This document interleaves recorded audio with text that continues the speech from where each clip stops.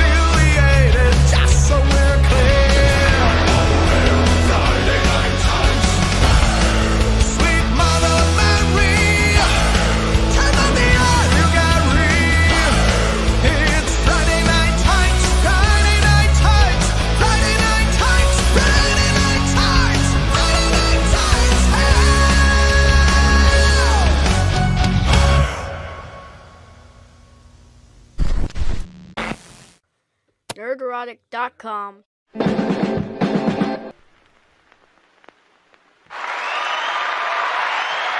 Hello. Greetings, everyone. Welcome to the Nerdrotic Noon. Let me get a little closer. Let's get a little closer here.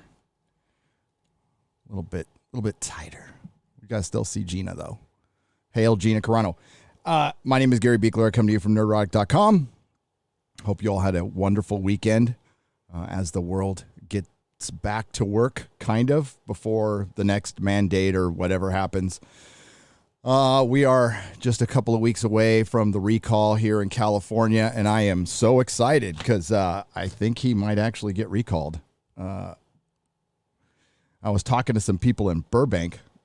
I went up to L.A. this weekend, and it was nice to see that. What is is it a Burbanker, a Burbankian? I'm not really sure, but all to a man and woman wanted that dude out.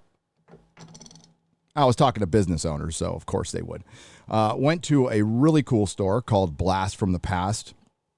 It's been there for a long time. I used to go there in my Technicolor days when I worked down in Hollywood for a couple of years, and I'd spend my lunch going over there and looking at things I could not buy. And it's got hot toys. It's just a store made for me. A perfect mix of vintage comics, vintage toys, new toys, hot toys, all kinds of stuff. Props. If you don't buy a thing, it's like a museum. It's a fun place to go check out. It's on, I think, Magnolia. I should know the street. Oh, there's a card right in front of me. Or there was. There it is, right there. Yeah, Magnolia Boulevard, 3117 Magnolia Boulevard, Burbank, California, if you're there. They didn't ask me to do that. I'm just doing it. So I think what happened a few days ago that sparked some debate, I'll use Hollywood language here. I think it's a teachable moment for Hollywood and for adult pretenders on exactly how you do not endear yourself to a fan base. What probably sounded like a good idea to her, the actress, the adult pretender, probably didn't run it by her PR team, just thought, everybody tells me I'm awesome all the time anyway, and I'm just beautiful, so I can do no wrong. And she pulled a Jodie Whittaker, but like so much worse. Now, I'm not going to sit here and pretend, Cowboy Bebop is something I am aware of. My employees at the comic shop played it in my store.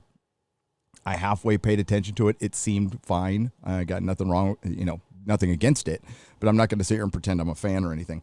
But from the fan perspective, Hollywood always gets it wrong. And then, of course, there is the corporate simps on this platform who either, purposefully miss the point or just it's in their nature to miss the point all the time. which I might lean towards the latter for one particular content creator, air quotes. One that I've learned a lot from over the years.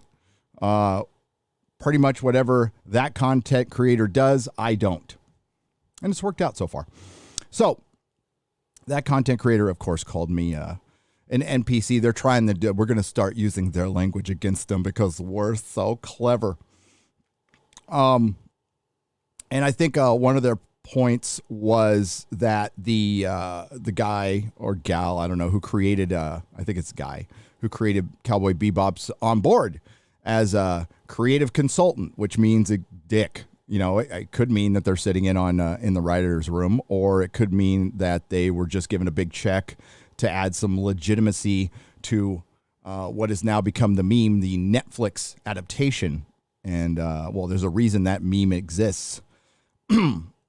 So it really wasn't about, well, it is about the costume. There are people who are very particular about costumes. I don't have an issue with the boob size or anything like that. But when it comes to source material, I am a bit of a purist when it comes to costuming.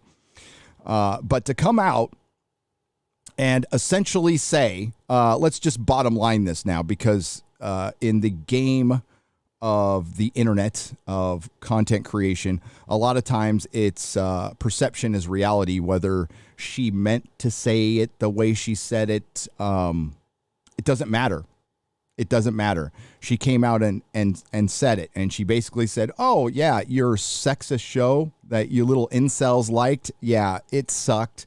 And I'm going to come in and make it better. Yeah, I can understand why people are mad about that. They have every right to be mad about that. She just could have not said anything and let the product speak for itself. But we are in this new era where, a lot of actors, actresses, and creatives don't think they're in the customer service business. But the minute you go on social media and your social media is based on whatever job you get, then you are connected to that job. You are wearing that job's uniform and you are representing that company. Now, apparently she's deleted the video. Smart move. And maybe maybe she should come out and clarify, whatever. Again, this isn't as bad as Kevin Smith. You know, what Kevin Smith did, Kevin Smith should know better because supposedly he is a nerd. This just, again, it's another example of how Hollywood doesn't understand fandom and never will understand fandom. Period. The one thing I know most of you in the chat will identify with is, why do you care so much? If you have to ask that question to a nerd, then you don't understand. And maybe you want a legitimate answer. I don't know. But it's usually presented not as a question, more as an attack. Like, why do you care so much? It's, why do you care that I care so much? What's it to you? We've always heard as nerds that, well, you're just a little bit too into Star Wars. You're just a little bit too into comics. So fucking what? No shame to my game. Don't let there be any shame to your game. We've had to deal with that all our lives. Back in the old days when nerds were not looked on that great, and they're not now. They're just pretending, by the way. That's why I call them adult pretenders, because they're pretending off screen as well as on screen most of the time. And that's where that line has always been between creator and fandom. I find a lot of times the creators did sound and act like the jocks. Because they had this talent, they could do this thing. They could either remember and interpret lines very well and pretend better than somebody else, or they're able to, in the comic industry, they're able to draw pretty damn well or tell a pretty good story. But instead of trying to connect with fans, they feel like they need to be put on a pedestal. It's usually due to some major insecurity and not getting hugged by their mom enough or whatever. But there's always been this disdain for fandom, and it really exists in the access media as well. I started seeing that when I had the comic shop, and I did a couple of interviews, and it's just I remember one I did for Wired magazine. They're like, really, what are the fans like? And the like, those fans, I'm like, they're fucking wonderful. They're paying customers. They take their hard-earned money and they come into my shop, and they chose my shop, and they spend a lot sometimes on comic books. And in this case, they come to the channel too, and that's fucking great. And more power to anybody else who can do that too. That's something I'm grateful for. It's always better to be inspired than envious. So she probably just thought she was going to have this spicy hot take and get a lot of laughs and atta girls, and you go girl, you slay queen, and all that bullshit. Instead, she poked the bear that is the anime and the manga fan. And I've talked about this before on many live streams. There's certain sects of fandom, not sex, but sect of fandom that are, a little more passionate than others, we'll say. For instance, the DC fan. The DC comic book fan is a lot more passionate than the Marvel comic book fan, to the tune of like 1,000 times. Something I didn't really understand until I started selling comics to you guys, and that's that. There's nothing wrong with that. I've always kind of I've equated it to a sports ball, to the Raider fans. Raider fans don't care what city their team is in. They don't care how shitty their coach is. They just love their team blindly. As Jim Rome used to put it, they used to be myopic about their team. I saw it as passion. Now, I've always hated the Raiders as a Charger fan, but I respected the fan base, right? So it didn't matter where Al Davis took the team, LA, Oakland, now it's in Vegas. They're just going to go. They don't care. That's what DC fans are. They'll criticize their own stuff, but if somebody else criticizes it, it's like somebody criticizing a family member. Like you'll argue all day long with your sister, but if somebody talks shit about your sister, you're going to go after them. So she's finding that out. So Netflix, I tweeted about this. Netflix started with Cuties, which is still on the platform, and then Kevin Smith, showed you who he really was, which is he's a Hollywood creative now. He's not a man of the people. He's not a nerd of the people, and hasn't been for a long, long time. He got exposed for lying. He dragged a fans channel, by the way. Yes, Clownfish TV have worked in the comic book industry, but first and foremost, they're fans. They're paying customers. They're somebody who has was into He-Man, right? So you dragged a paying customer when all you had to do was say nothing, right? Because they didn't tweet at you. And that's all this actress had to do was just say, hey, I'm going to do, I heard, for one, it's obvious it got under her skin. And if you want to stay employed, you know what? It's pretty easy to deal with fans. Yeah, fans are going to be fat. Some people are going to be assholes. Just ignore it. There's always going to be assholes out there. But most of them were just, oh my God, it's another thing. We've seen Hollywood destroy thing we love after thing we love.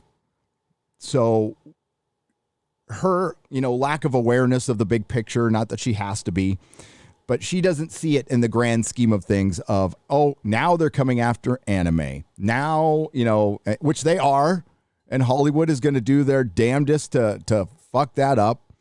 And thankfully, you guys have the source material. Yeah, it's, sure, the creative signed on, whatever. He probably got a big fat Netflix paycheck and probably has little to do with the actual making of the series. Or I don't know. Is he writing episodes? Is he a showrunner? I could be wrong. But the bottom line is don't fuck with the fans. Again, still, there'll be another one in 6 months. How many times this one came a little sooner, but it's generally every 6 months, some creative pokes the bear of fandom and then goes, oh, I'm a victim here. And plenty of people have showed the cosplay. It was, I think it was Anna who put up on Twitter that, she was in another movie where she's wearing, next to nothing. They're full of shit. And once the woke nonsense and the Me Too time's up nonsense, which is falling apart, by the way, it's slowly falling apart. There is a shift happening. I don't know if any of our franchises can be saved, but there is a shift happening. One thing I promise you, if Hollywood does abandon the woke someday, Disney will be the last one to that party. They will be the last one to change.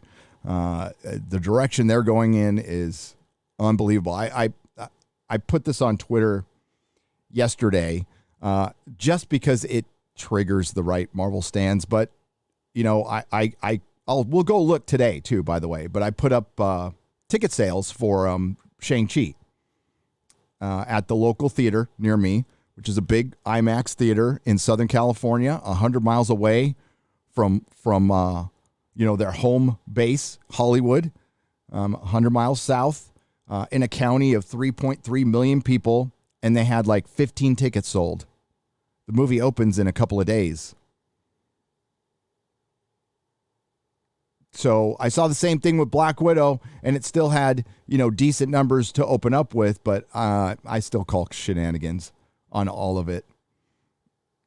Just kind of look with your eyes. Don't listen to their bullshit and see what you really see. I don't doubt for 1 minute if I check the Burbank theater or any of the LA theaters, it'll be packed. But in the peripheral areas, again, just normal California town, people aren't going to movies. But somehow Jungle Book got a sequel. Ooh, Jesus. Probably going straight to Disney Plus. Let's see who's here. Let's see who is here. Bump, bump, bump, bump, bump. Look at that. Look at that. I'll get a little more centered here. Dude, that chat box is popping up again. There we go. We got Joseph Joester, double back again. John Connors, Liger fan. Richie Dupe, Justin White, Max Relax. We are here. Rambam 3000. Father Christopher Miller, Stone Dog 1971. Brightest Day. Joe Smith. PM. Is that supposed to PM 5K Blast? Hail to you. What's Yellow Flash? What's up? If you are not subscribed to Yellow Flash, which most of you probably are, please subscribe to Yellow Flash. He is a good dude and a great YouTuber. Hello, Yellow Flash. Nice to see you here. Chad is here. Hey, bro. What's up, Chad? How's it going? Fury 8. 187, T. Stoney, Duck Nation, Slade Lawton, Olaf Van S. And Lord Thoth and his wrench, Eric K and his wrench, Aiden McGurr, what's up? Smokey Beef Rarus, Musical Neptunian. Well, I guess that's better than being a why am I blanking on this now? Oh, it doesn't matter. Gaza, what's up? Brian Kadersha. God, it sucks getting old. It really does, man. There's things that just fly out of your brain. It's like, oh, well, that was that acid trip from 1987. Cost me that one. The R. Garth Vader. Sapphire Dragon. James Hamblin. Dawn of Mutilation. David Gill. I've been listening to, Dawn of Mutilation makes... Oh, by the way, Man of War 665, the neighbor of the beast. I heard he was in the storm. I hope he is okay. I heard there might have been some problems with his roof.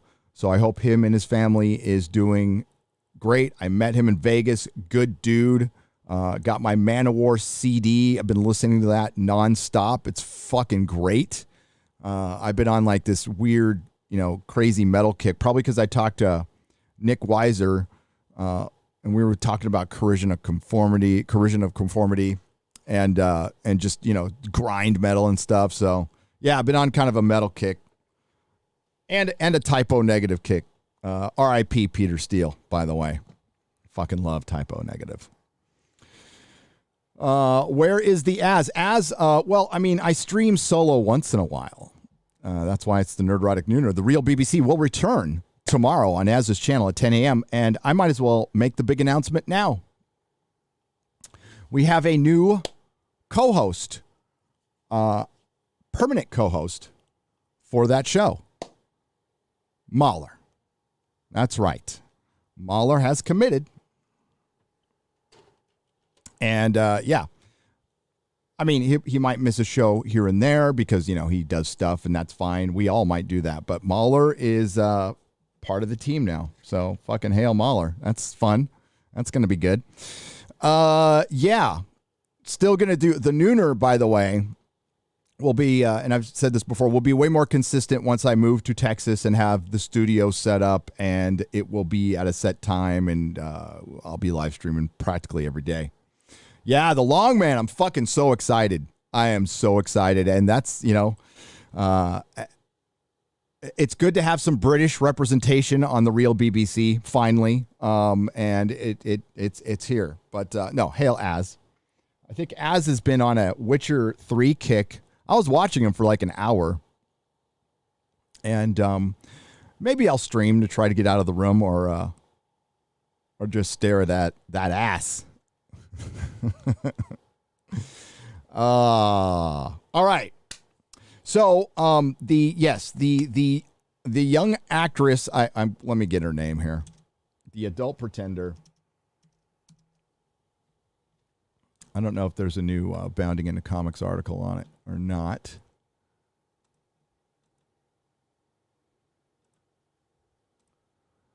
I don't think so. Oh. We'll get back to that. Let's go to Bounding into Comics, hot off the presses from John F. Trent, the great John F. Trent, future Pulitzer Prize winning John F. Trent. I haven't said that in a long time. By the way, we should get John Trent on the real BBC as well, just as a guest. I think that would be a good idea, don't you? John's a good guy. Let's get to the article, and now you can't see it. Why? Oh, that's why.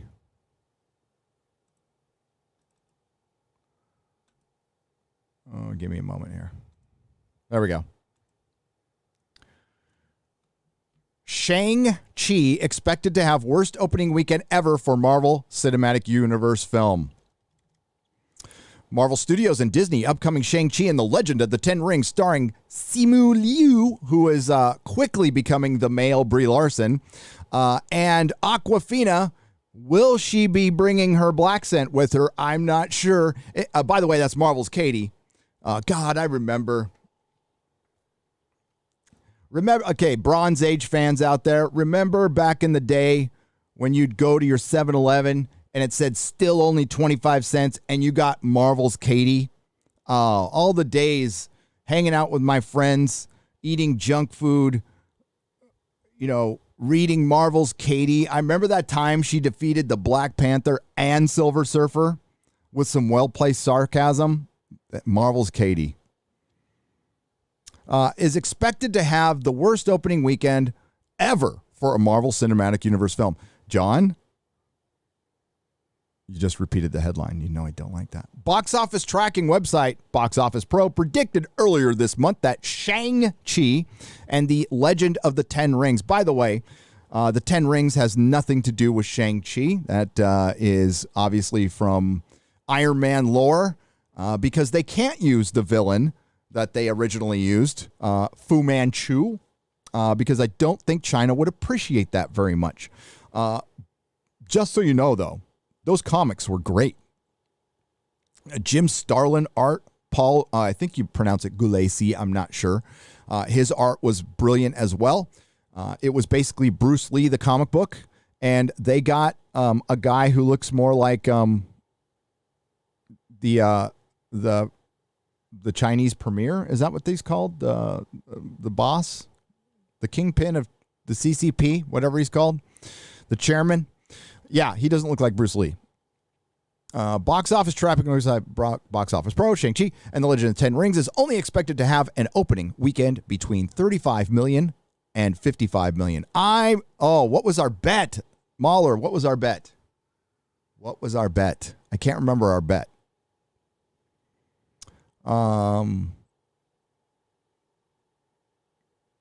Tell you what, whatever opening weekend it has, it's going to take a giant steaming dump the second weekend. Unless, of course, it's an absolute triumph. If it's an absolute triumph and I go see it, and it is, I will tell you, I will eat my crow and say, you know what? The thing was an absolute triumph. I just have a feeling that's not going to happen, but I got to keep an open mind in these things. The question has to be asked, is this something I would see without the channel? Yeah, probably. It's a Marvel thing. I would go see it anyway. Right here, of course, we have an incident on a San Francisco bus. That's a daily occurrence. If this prediction holds, Shang-Chi will have the worst opening weekend in the MCU ever. We've said that before. The current holder of that title is Universal's The Incredible Hulk, starring Edward Norton and Liv Tyler. That was released back in 2008. The Incredible Hulk had an opening of $55.4 million. However, if you factor in inflation, the opening weekend box office was $70 million in 2021 dollars. Well, if we the way things are going, John, we're going to have to readjust inflation hourly. Like at about 3 o'clock, it's going to be 80 million. And by tomorrow, it could be 100 million, adjusted for inflation. Not only is Shang-Chi predicted to have the worst opening weekend in the Marvel Cinematic Universe history, man, he's really pushing that. You go get him, John. But it's predicted to be the worst performing MCU film at the domestic box office for its entire run in theaters. Box Office Pro predicted the films will earn between 100 million and 165 million. Looking at the top end, if Shang-Chi earns 165 million, the only film it would best would be The Incredible Hulk, which grossed 134.8 million at the domestic box office. However, if you factor in inflation, it gets handily beaten by The Incredible Hulk's gross. In today's dollars, it would be 170.9 million. And by tomorrow morning, it'll be 200 million. As for why Shang-Chi's opening weekend and total gross numbers are so poor, well, it looks boring as hell. Box Office Pro claims that the main factors is the rise in severe virus cases and hospitalizations among the unvaccinated population. And the vaccinated population, too.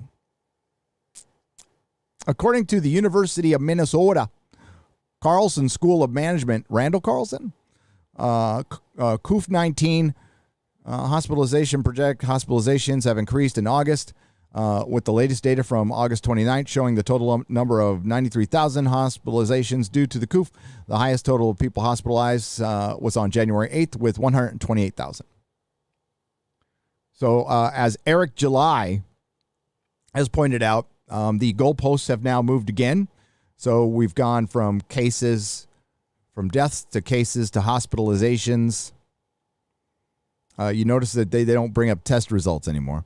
However, blaming the COOF doesn't really make sense when the CEO of Live Nation is claiming that live concert tickets are being sold out faster than ever. Yep.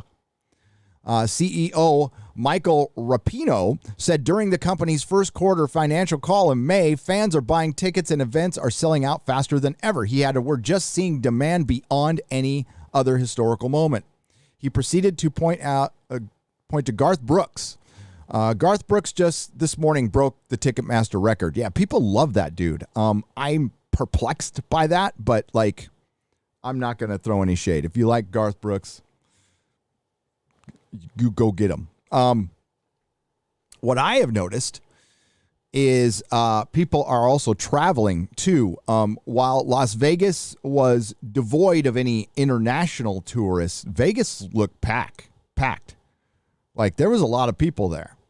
You know, at our event, at FNT Vegas, it was originally done, because I wanted to do something similar to when, and I was meant to go to this and I didn't go, when Jeremy went to Star Wars Celebration, right? In Chicago, I think it was, right?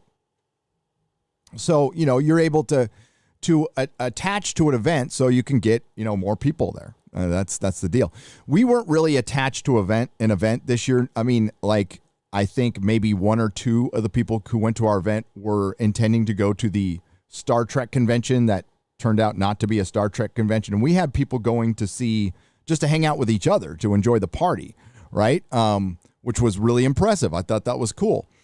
I think we probably should do a meetup, right? Or I don't know. I wouldn't go to Star Wars Celebration, but I'll meet you guys. I give a fuck about Star Wars. More on that later. Deadline reports Brooks sold over 50,000 tickets in less than 30 minutes for his upcoming concert at Rice Eccles Stadium in Salt Lake City, Utah. The concert took place in July. I think GNR sold out in LA or got close, and those tickets were ridiculously expensive. And like I said, a lot of people are hitting the road. The traffic is back in Southern California. And as I said in my last video, I was sitting in empty theaters, but my Home Depot is not empty. Lowe's isn't empty. My grocery store isn't empty. Again, SoCal traffic is back. I sat in a fuck ton of it in LA. Oh, God. Oh, I hate not being able to tell you guys things. All right. So there's things I can't tell you. Some of it was I signed an NDA, but more importantly, I promised I wouldn't say anything. And one of them would completely spoil a certain TV show, which I would never, ever, ever, ever do. That would make me the biggest dick on the planet because you guys are going to love it.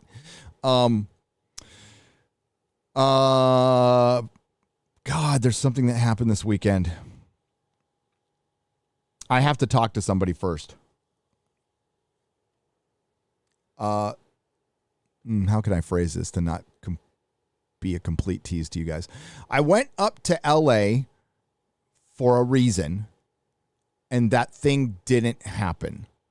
Now, I went for a thing, and then I also went to go to Blast from the Past. So it wasn't a total loss because I went to Blast from the Past.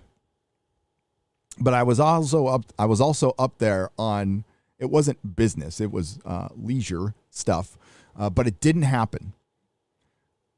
And I don't know if I can say anything, so I'll just shut up. I talk too much sometimes. And I'll see if I can say anything. I got to check with somebody. Deadline reports. Okay, I read that part. Virginia Tech Athletics just reported that the Hokies opening game against North Carolina. Oh, we're in the sports ball. Oh, my God, John. Come on. The Hokies opening game against North Carolina in Blacksburg has been sold out. The home of the Hokies, Lane Stadium, holds 66,233 people. As Fox Sports notes, Dover Motorsports reported that the recent NASCAR race at Nashville Speedway sold out all 38,000 seats at its facility. I love seeing big crowds of people. I saw the big crowd, at the Padres game here. I check in on my Padres once in a while. On top of that, Black Widow opened just shy of 2 months ago in theaters, and it had an opening weekend of 80 million. That was good for the sixth. That was good for the sixth worst opening weekend for a Marvel Cinematic Universe film. Fucking John, you're awesome. Still, it outperformed Ant-Man and Wasp. I'm sorry, that's the Wasp and Ant-Man. Thor, Ant-Man, Captain America, First Avenger, criminally underrated movie. Captain America, First Avenger, top 3 Marvel film. You can't even change my mind. You can't, because it's top 3 Marvel film. And The Incredible Hulk. However, it would end up as the 5th worst MCU film on domestic gross total. It only beat Thor, Ant-Man, Captain America, First Avenger, and The Incredible Hulk. However, if you factor in inflation, the only film it beat was The Incredible Hulk. Aside from the pandemic, Box Office Pro also points out the fact that Shang-Chi isn't a well-known character. That's true. They note Shang-Chi himself isn't generally known beyond the most diehard fan circles. And quite frankly, they haven't done jack shit with the character since he ended his run back in the early 80s. They've come back and they tried to Marvel Knights. They've had him pop up in like the new Avengers, which was interesting. But, well, I know everybody thought when Ronan was around, they thought Ronan was going to be Shang-Chi, but it ended up being Hawkeye. And, by the way, the Ronin costume ended up being the coolest Hawkeye costume they used in the entire MCU. They also point to the fact that the film is releasing on Labor Day weekend, where many people are accustomed to using the final opportunity for a vacation or break from the full-fledged return to work or school in the fall, which doesn't really play out because here in California, school starts in August now. Kids are back at school. That was bizarre to see. I saw a school bus with a bunch of kids. That hasn't happened here in California in almost 2 years because of the fucking teachers union. Don't get me started. I got myself started. I can't blame you guys for that.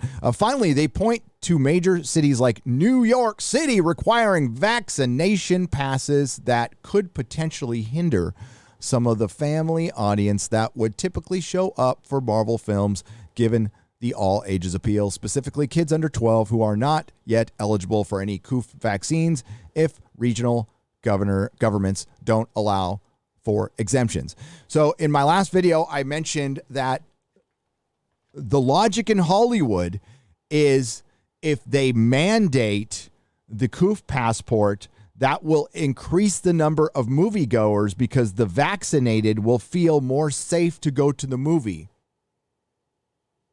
You heard me right. The vaccinated will feel more safe to go to the movie, saying that if you're vaccinated, you're worried about the person that isn't vaccinated. But the thing is, you're vaccinated. It's supposed to be okay, right? Right? Or maybe not right. I don't know. I'm not an expert. I'm just an idiot with a microphone who's been kicked out of 3 high schools. But I do know that Shang-Chi is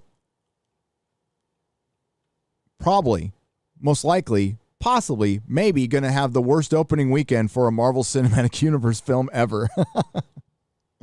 What did he mention? 5 times in that? I mean, I fucking love John. John's brutal, man. You look at that. He looks like this nice guy. He's kind of got an Opie look to him. I say that with all due respect. He just looks like the guy next door. A nice feller. Dude, his pen is like a straight razor. Slices. He makes people so mad. And that's why we love him. Hail John F. Trent and Bounding into Comics, who have provided so many of us with so much content. I don't think he gets thanked enough, to be honest with you. And you know what? He's one of the few voices out there that tries to break the fucking narrative, right? And we need more and more people like that all the time, practicing common sense, showing the other side of things. I think John's a pretty fair guy, actually. If you talk to him, he's pretty fair. I reviewed Titans with him, and he was being much nicer to it than I was, until we both decided it sucked. But I might go back and watch season 3. I don't know if it's gotten any better, but I wanted Titans to do good, but I see Akiva Goldsman's name attached to it, and I'm like, there's just no way. There's just no way.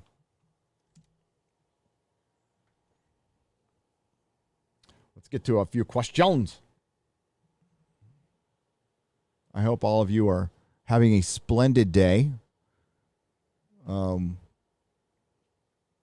Hollywood can kiss my ass. Daniel for $100. Daniel, thank you. How you doing? He says, when all this went down, I was trying to support business that were forced to close their doors. If business owners had all stood together, we could have defied this insanity. Instead, the few that defied were singled out. My best wishes to your wife's future endeavors. Daniel, thank you. I appreciate that. Yeah, that was a tough thing, and I'm going to talk about that in a video, Daniel, because and listen, I want to warn everybody, I'm doing a Gavin Newsom California Cal Exit video on this channel. It's going to be political. It's not anything I make a habit of, but this affected my life personally, and more importantly, it affected my wife. And, you know, like, whatever. Do shit to me, come after me, whatever. Fucking fuck with my wife, man. I get a little testy, okay? We'll just say I get a little fucking testy. So we talked about that, Daniel. We talked about staying open. And let me tell you a little anecdotal story. I worked at Toyota for a little while, and the company was fucking us over on our overtime. I noticed it immediately because I'm one of those guys who, you know, reads my paycheck, checks my hours, because I don't trust that easily. And there's mistakes that happen, and there's people who try to screw you, especially in the auto industry. So I noticed immediately that our overtime was getting screwed with. So I went to all the guys. I'm like, guys, check your paycheck. Our overtime's getting screwed with. And they're like, oh, yeah, it kind of looks like it. Yeah. I'm like, okay, we need to go and talk to the manager about this. We need to get this fixed. They're like, but it's not that much. I don't want to rock the boat. I might get fired. And I'm like, no, they're breaking the law, dude. They're like, they can't do this. They can't fire you over this. So I was the lone guy because nobody would had the sack to fucking go up to the manager and say, like, dude, this is you're screwing us on overtime. Lo and behold, I get singled out by upper management. They get a little pissed at me because nobody had my fucking back. And it became a miserable place to be. So I just told them to fuck off and quit and went to Tesla. What happens 2 months later? I get a little fucking letter in my mailbox, class action lawsuit against Toyota for screwing people over for overtime. Got $600. But if we would have said something at the time, you know, we were getting screwed over to the tune of thousands. But we got $600 when they finally sacked up and did a class action lawsuit instead of doing something right away. People live in fear, man. People are afraid, and you can't really blame them. You know, you're risking everything. But you're right, Daniel. If most California business owners united and band together and just said, fuck it, we're not closing. You can't close all of us. It would have ended in a second. Just like the lockdown would have ended in a second. Just like anything would if we just decide to say fucking no. The answer is no.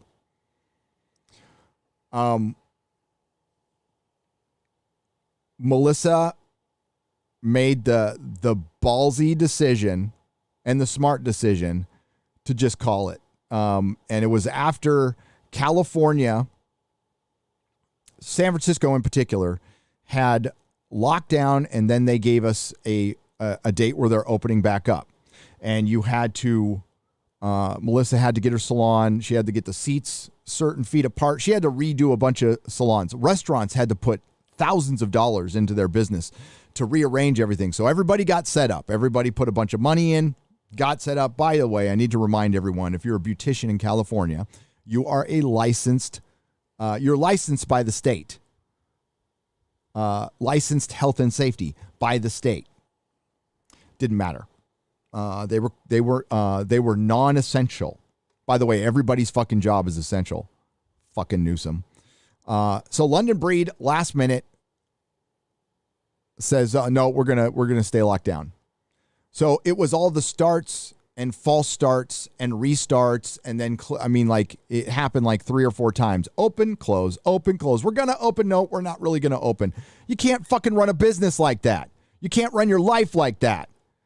But see, London Breed doesn't care. The mayor of San Francisco's never worked a day in her life in fucking private business. She has been a faculty member. She's always worked for the state. She's always worked for the state. She's always been a state employee, which means minimum work, maximum pay, wouldn't know the first fucking thing about running a business. Gavin Newsom at least runs a business, but that's because it was gifted to him by his daddy, who used to work for Getty Oil, I believe, who was a lawyer for Getty Oil. By the way, Gavin Newsom's business were all exempt and did just fine over the coup. That's no coincidence. He was able to break his own rules and go to the French Laundry, and his kids went to private school and got their education. Everything was fine. He lived the life of privilege. He is a privileged boy, using their language. Now, I don't have a problem with it. I'm not envious of it. But when you're mandating rules on us, like you're some kind of God overlord, and then you don't practice them, then I'm going to point it out and fuck you. And you're a fucking hypocrite. And he's always been a shitty fucking mayor. And he's a shitty fucking governor. And yeah, I want his metaphorical scalp. Fuck yeah. Right before I leave. Vote for Larry Elder. Larry Elder has him fucking freaked out. According to the LA Times, Larry Elder is the black face of white supremacy. That's how fucking desperate they are. What an ugly, disgusting statement.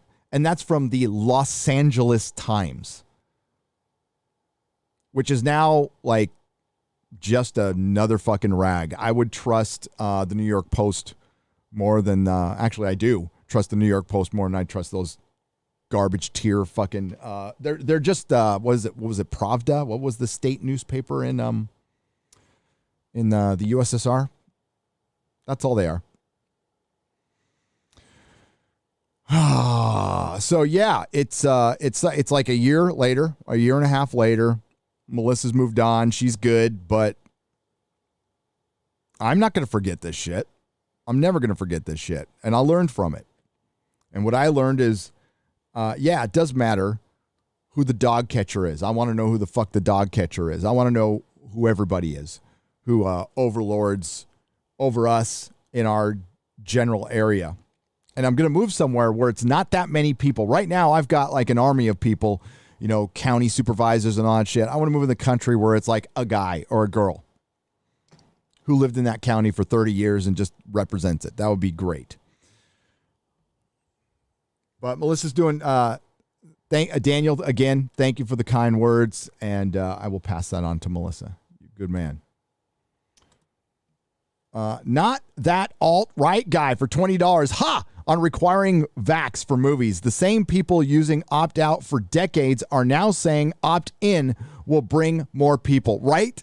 They are, nobody said they were smart. Nobody said for 1 minute that they were smart. I mean, just look at Cowboy Bebop actress. Again, I saw people defending her, saying she didn't really mean that, and her prior work and da. That shit doesn't matter. That shit doesn't matter. It was the perception of the act that matters in the law of the internet and optics and stuff. And you know what? No, it's not fair. Life isn't fair. Again, I have no idea what her intention was. I just know how it sounded to fans. And that's partially why I'm here. I'll speak for my channel and my actions. You don't go after fandom, period. It's just a bad move that you'll lose every single time. Rian Johnson isn't going to be getting his trilogy. And the reason he's not getting his trilogy is because he popped off to some fans and he became the target of fandom. And now he's a pariah. So sure, he can make his little Knives Out movies because now he's a political provocateur, but he's no longer a director. He can't take on anything big because he'll be too polarizing, but he can do his little,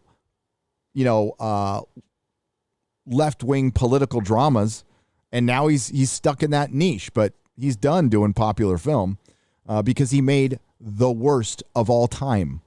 As far as popular films go, The Last Jedi is the worst of all time. The worst destruction of a beloved character of all time, next to Jar Jar Abrams' Han Solo assassination. And Chris Chibnall's character assassination of the Doctor.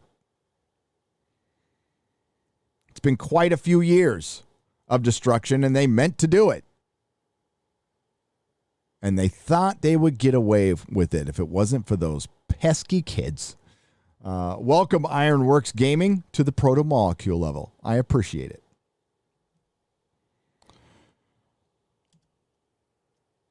So I got to get her name here. I meant to get her name.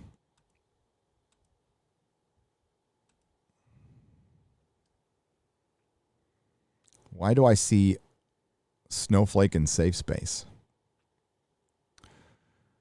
Arnold Schwarzenegger lost a sponsor because he said, screw your freedom. That's a really dumb fucking thing to say. So her Daniela Pineda. Can't say I've heard of her. But Cowboy Bebop has fucked itself before it even began, and it didn't need to. All you got to do is shut up, but nope. I've got this really smarmy thing to say on Instagram, and so many people are going to think it's funny because everybody tells me I'm funny. And it has nothing to do with how pretty I am. Actually, it does. It does.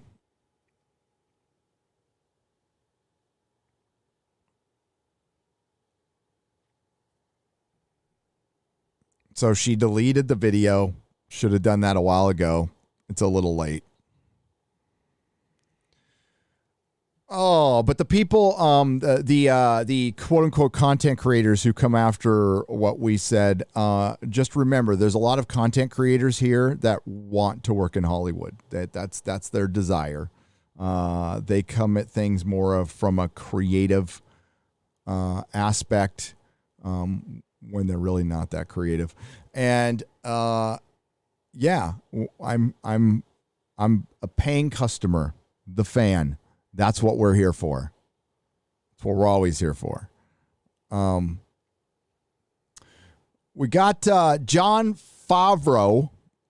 We didn't really get to this article on Friday. I wanted to, but shit happens. By the way, how fucking awesome is that theme song? Dan Vasc is brilliant. And I know the mods have put links to go find the Friday Night Tights theme, the extended version on Amazon Music, iTunes, wherever you want to get it. Please support it. That helps. Dan worked very hard on this, and so did Perry, and they're great. And Grace Randolph's appearance on Friday Night Tights was an all-timer. Maybe we'll get her back. You never know.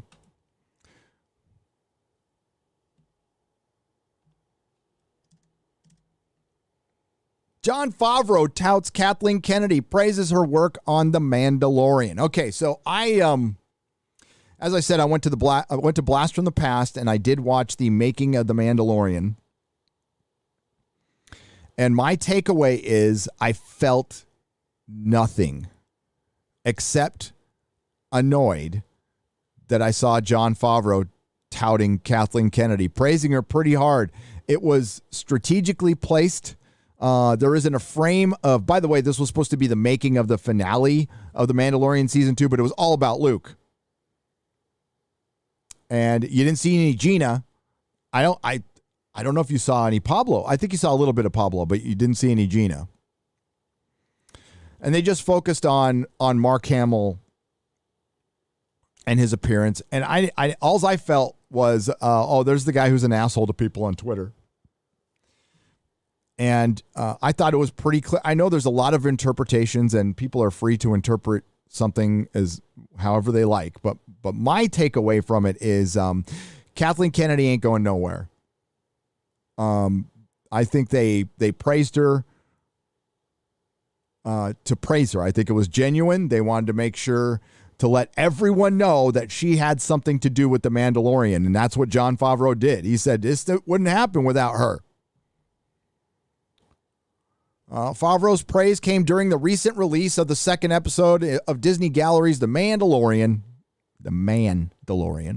titled Making of Season 2 Finale. Favreau opened the episode stating, I think there's an interplay with storytellers and the people you're telling the story to. You find the emotions run deep with Star Wars. They do, but not that much anymore. Well, not at all with me. And people's relationships, especially people who grew up with it from a young age, feel a lot of connection to it. Absolutely. He continued, I think the one constant thing I'm feeling is that people care deeply, that it's being handled correctly. Yep. But it's not. That's the problem. And you fire Gina Carano. It meant so much to them, and they want to see it continue in the future and feel like it's all connected with consistency. That's a stretch. Favreau then went on to praise Kennedy. And we're lucky that between Lucasfilm and Kathy, the whole group that we have are incredibly supportive and encouraging. Favreau would offer more praise for Kennedy, as well as provide details of her role in season 2. By the way, they were showing shots of her on the set for season 2, while specifically talking about bringing back Mark Hamill as Luke. Favreau said, Kathy Kennedy, we thought in very early on this conversation, and Kathy, first and foremost, is a great producer, and producers figure out ways to make things happen that are creatively exciting to the storytellers. He continued, not only does she understand how to create an environment where we can have all the tools we need to explore and experiment and be creative, but also knows what it takes to incubate ideas and understands the significance of when to do it right, what that can represent. Favreau's comments echo what CEO Bob Chapek had to say about Kennedy back in March.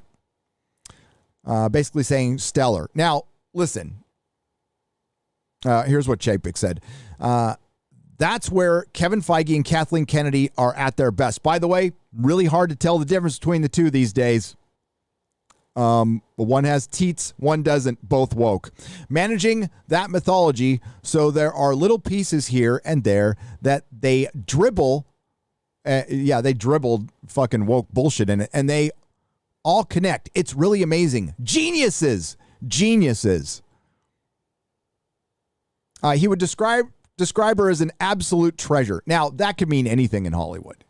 That could mean, I'll freely admit, somebody saying an absolute treasure could mean like, this person's the biggest piece of shit I've ever seen. Chapek asserted, well, just like Kevin and Kathy and Sean at the studio, Jimmy, Dana, blah, blah, blah, whatever. They're all awesome people. Yay. Here's what I think. Doesn't fucking matter. Kathleen Kennedy has done her job.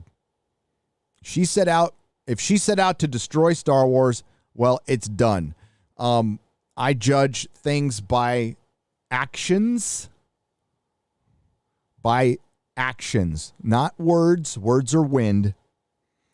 And what I've seen from Star Wars is, I think it's been pretty consistently woke.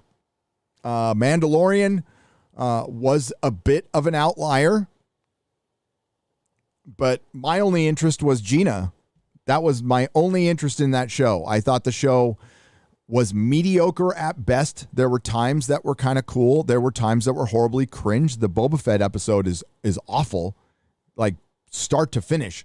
It makes no sense. There's no script. It is terrible. But it had Boba Fett in it. So everybody's like, ooh, Boba Fett, jingling keys. But they fired Gina Carano. They hired a couple of racists. They went after Star Wars Theory, who's since forgiven them, and that's good for him. But all of that compounded, but mainly the firing of Gina Carano and what they said about her, and what they said about her, they said about you, by the way, and me, that we're abhorrent. that were racists and white supremacists, and that fucking rewriting Ripley shit came out, and it was backed by all these people who work at Star Wars, and haven't heard a fucking thing since. By the way, maybe they saw that it was a massive backfire and it exposed them, and it fucking exposed them. That's the main thing it did. And they tried to fuck with us in our arena, and we slapped them back like the little biatches they are. You know, my message to everyone at Lucasfilm is try not to be bitch made today.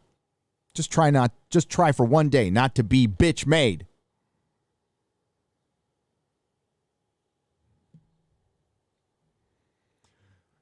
I don't think it matters if she comes or goes. I don't know. I know there's rumors 2 and 4, right? And they're just rumors, and people can do rumors on their channel. They're free to do whatever they want on their channel. If people find that entertaining, that's awesome. That doesn't matter to me. I think the rumor that she is staying, I find that one a little suspect because of the timing. The rumor came out on the year anniversary of a Patreon page where the rumors are behind a paywall. So the Spock eyebrow goes up on that one. Like, what? My wife can do that really well. So that rumor came right on your 1-year anniversary of a site that I believe is behind a paywall. Some of the stuff is behind a paywall. Why? Well, yeah, I don't really criticize other YouTubers, but some people have a voice for blogging. We'll just say that. Some people have a voice for blogging. So I don't know. I have no idea. I know she still works there today. That's all I know. I know that if she leaves, even if she is fired, humiliated, which is not going to happen, to right the ship of Star Wars, those rumors you hear would actually have to happen. They'd have to fire Kathleen Kennedy, rehire Gina Carano. They'd have to erase the Disney trilogy from existence. Fuck putting it in another universe. Erase it from existence. And that still doesn't mean I didn't see it, because I saw it. Apologize to the fans. And find a way. Well, we can't with Carrie, but bring Han Solo and Luke back to life. You see how insane this is sounding? Like, no company would ever do this. For one, it would be admitting they're wrong. Now, it would save Star Wars somewhat, but it's not going to happen. In my opinion, that's just based on my speculation. I could be wrong, and if I ate crow on that, I'd be fine with that. I'm okay with that. I just don't see that. Just doesn't seem to make a lot of sense to me, especially since they're doing a Kylo Ren theme hotel, a room that's like $6,000 a night. Who in the fuck's I wouldn't pay that much for good Star Wars. That's insane. That's absolutely insane. And that's, according to Drunk 3PO, that's the reduced rate. It's actually going to be more expensive than that. By the way, Drunk 3PO, shout out to Drunk 3PO, who was the one guy who got the Luke Skywalker rumor right. He's the one who called it. And I don't think he gets enough credit for that. Shout out to Drunk 3PO, who was the meme of the week for FNT Vegas. So it doesn't matter if she comes or goes. For me, this is just for me. Star Wars is dead. I should have been just filled with nostalgia and good feelings and remembering, our hero Luke. And for me, it's done. There's nothing they can do. I can't unsee that shit. I was just discussing with somebody last night, The Last Jedi, and how I felt when I saw it. And I've never had a movie, like I walked out of there with like this searing, insane, like worst headache I've ever had. I had to call my wife. I'm like, I can't drive home right now. I've got this insane headache. So I staggered. I was in downtown San Francisco. I probably looked like a crazy person. I staggered to a liquor store to get some water, and I downed a bunch of water. And I thought maybe because I'm dehydrated, but then it crossed my mind. I'm like, maybe it was this movie. Did it really do that? I mean, like, that was bad. It was an abomination what they did to Luke. But that really started it all, although it wasn't the thing. I think Ghostbusters 2016 started it all, but that was pretty bad. And if they can do it with Luke, they can do it with anybody. And, well, here we are years later, and they've done it with fucking everybody. And they're not done yet. They're still Iron Man. They're still Captain America, Thor. Wait till you see Thor Love and Thunder. Gonna ruin your mythos in a minute, baby. If you look at the company overall, Disney owns Lucasfilm. They own Marvel. Look at the direction Marvel's going. That is in line with the narrative of Disney. What is the narrative of Disney? Well, this is the company that wanted to train their employees with critical race theory just 3 months ago. And by the way, they're probably still doing it. They probably just said they got rid of it, but they just probably tweaked it a little bit. I know for a fact Warner Brothers is training their employees with that stuff, and so are other companies. They're not calling it CRT. They're just calling it something else so they don't get outed. So, no, I don't think Lucasfilm is going to buck the trend and all of a sudden not be woke and filled with intersectional feminism and critical race theory. I think they're going to be right in line with the rest of Disney. Because Marvel is. And Marvel right now is the more successful franchise. It's the one that's making more money. I don't know for how much longer. So I'll believe it when I see it.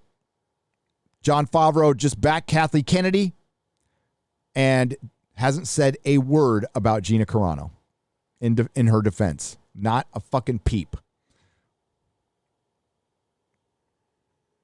Is he in charge of Star Wars? Probably. I talked about this in my first Mandalorian review. I said, wow, this guy should probably be in charge, and maybe he'll take charge like Kevin Feige did. You know, Kevin Feige wasn't in charge of Marvel. He was one of the people in charge. But he became the person in charge through his success, and he was able to put his name next to every successful thing with Marvel, and he was able to blame Ike Perlmutter with every unsuccessful thing from Marvel. Why was he able to do that? Because he's a producer, and he knew that Ike Perlmutter was a famously reclusive guy who didn't give interviews, didn't even like his picture being taken, so he could throw out any accusation he wants, and he knows Ike Perlmutter wouldn't say anything. He was able to build a narrative. Kevin Feige's in charge. Kevin Feige is woke as fuck. And I believe he is the male Kathleen Kennedy now with what he's doing with Marvel.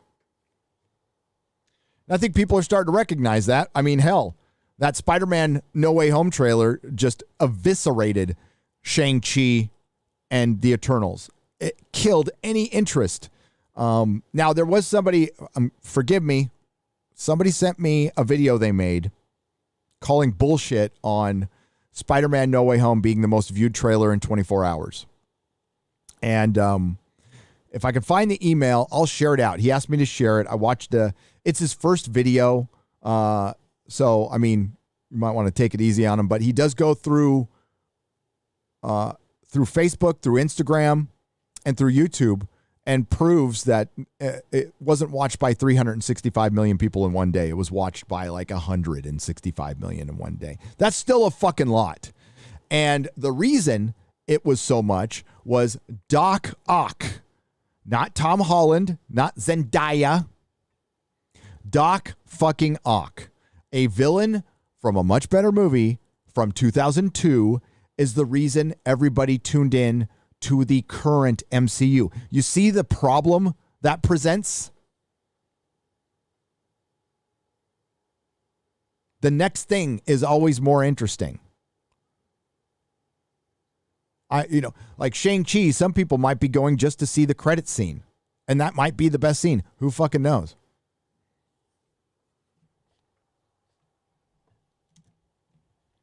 The next thing is always more interesting. Oh, well, here's a great example of that. Here's a fantastic example of that.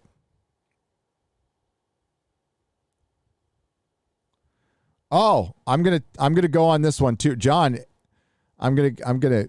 Apparently somebody's whining about YouTube grifters. Yeah, I've been hearing that a lot. Shit. Jeremy and I and many others have been hearing that in our sphere for a long, long time, and that's a Jarbo take. That's a Uber Eats driver take.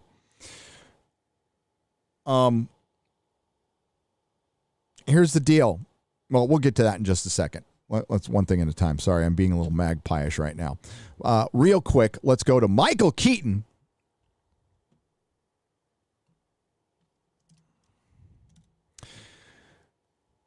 So the biggest thing about this movie is Batman returning. It's a Flash movie. Do you know this is the first Flash movie? This is the first Flash movie. Flash is a great character. It's a fantastic character. Ezra Miller's a fucking terrible Flash. Worst fucking idea ever. And I think the only reason that guy keeps getting jobs is, well, he's probably been very favorable in producer circles, if you know what I'm saying. And I'm sure you do.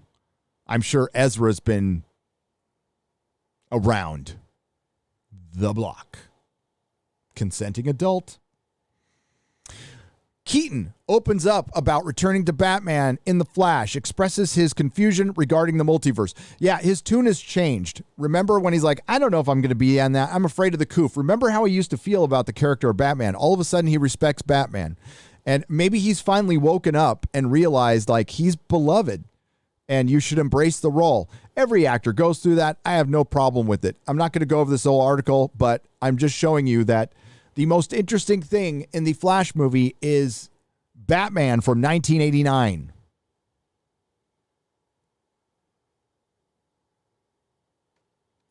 Batman from 1989 is the most interesting thing in the Flash movie. So basically, our superhero movies are becoming Ready Player One. Didn't like the movie.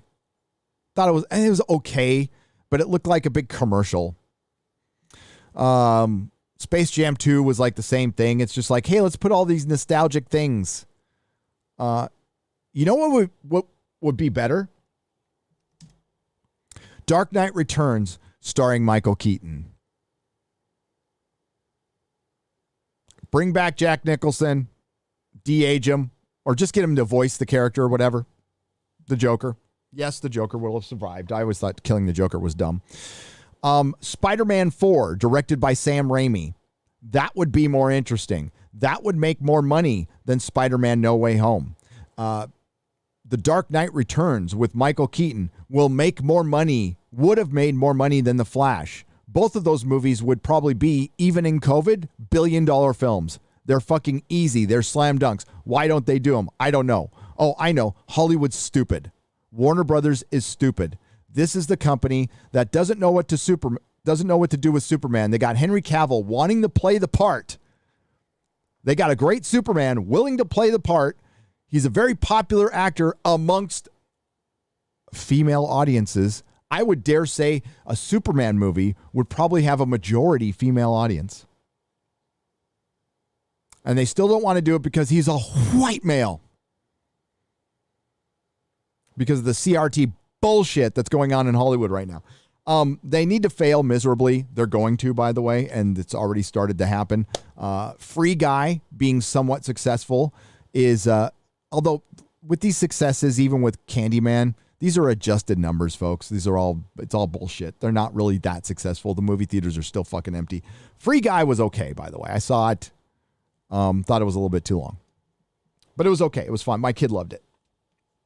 And that's who you're supposed to like it. But yeah, so the most exciting thing happening in superhero films is now bringing back old superheroes. Well, then bring them back properly. Make the fucking movie. And don't waste our time with Ezra Miller.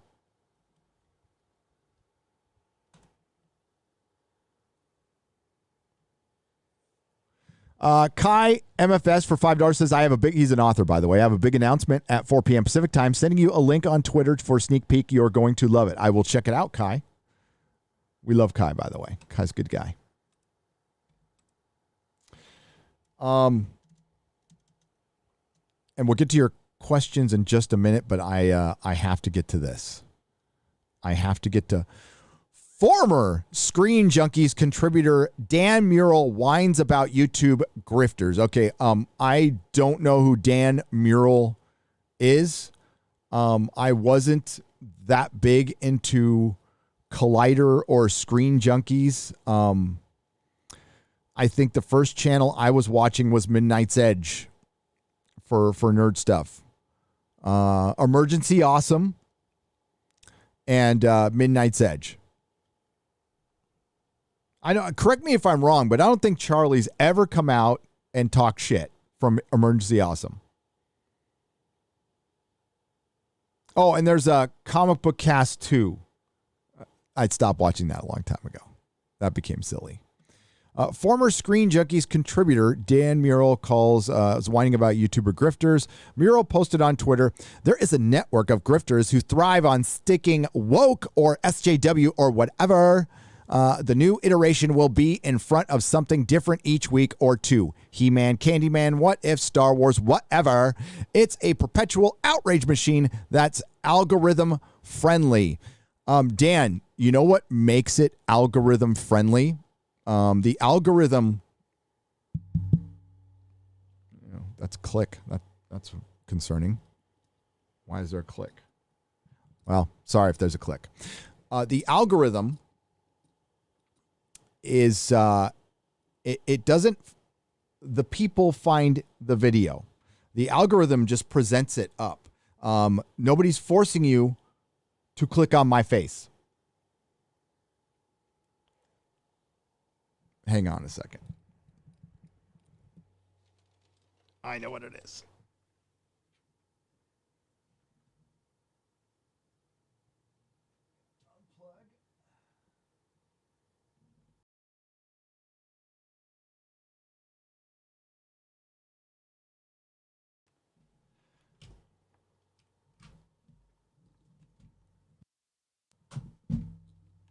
Check, check, check.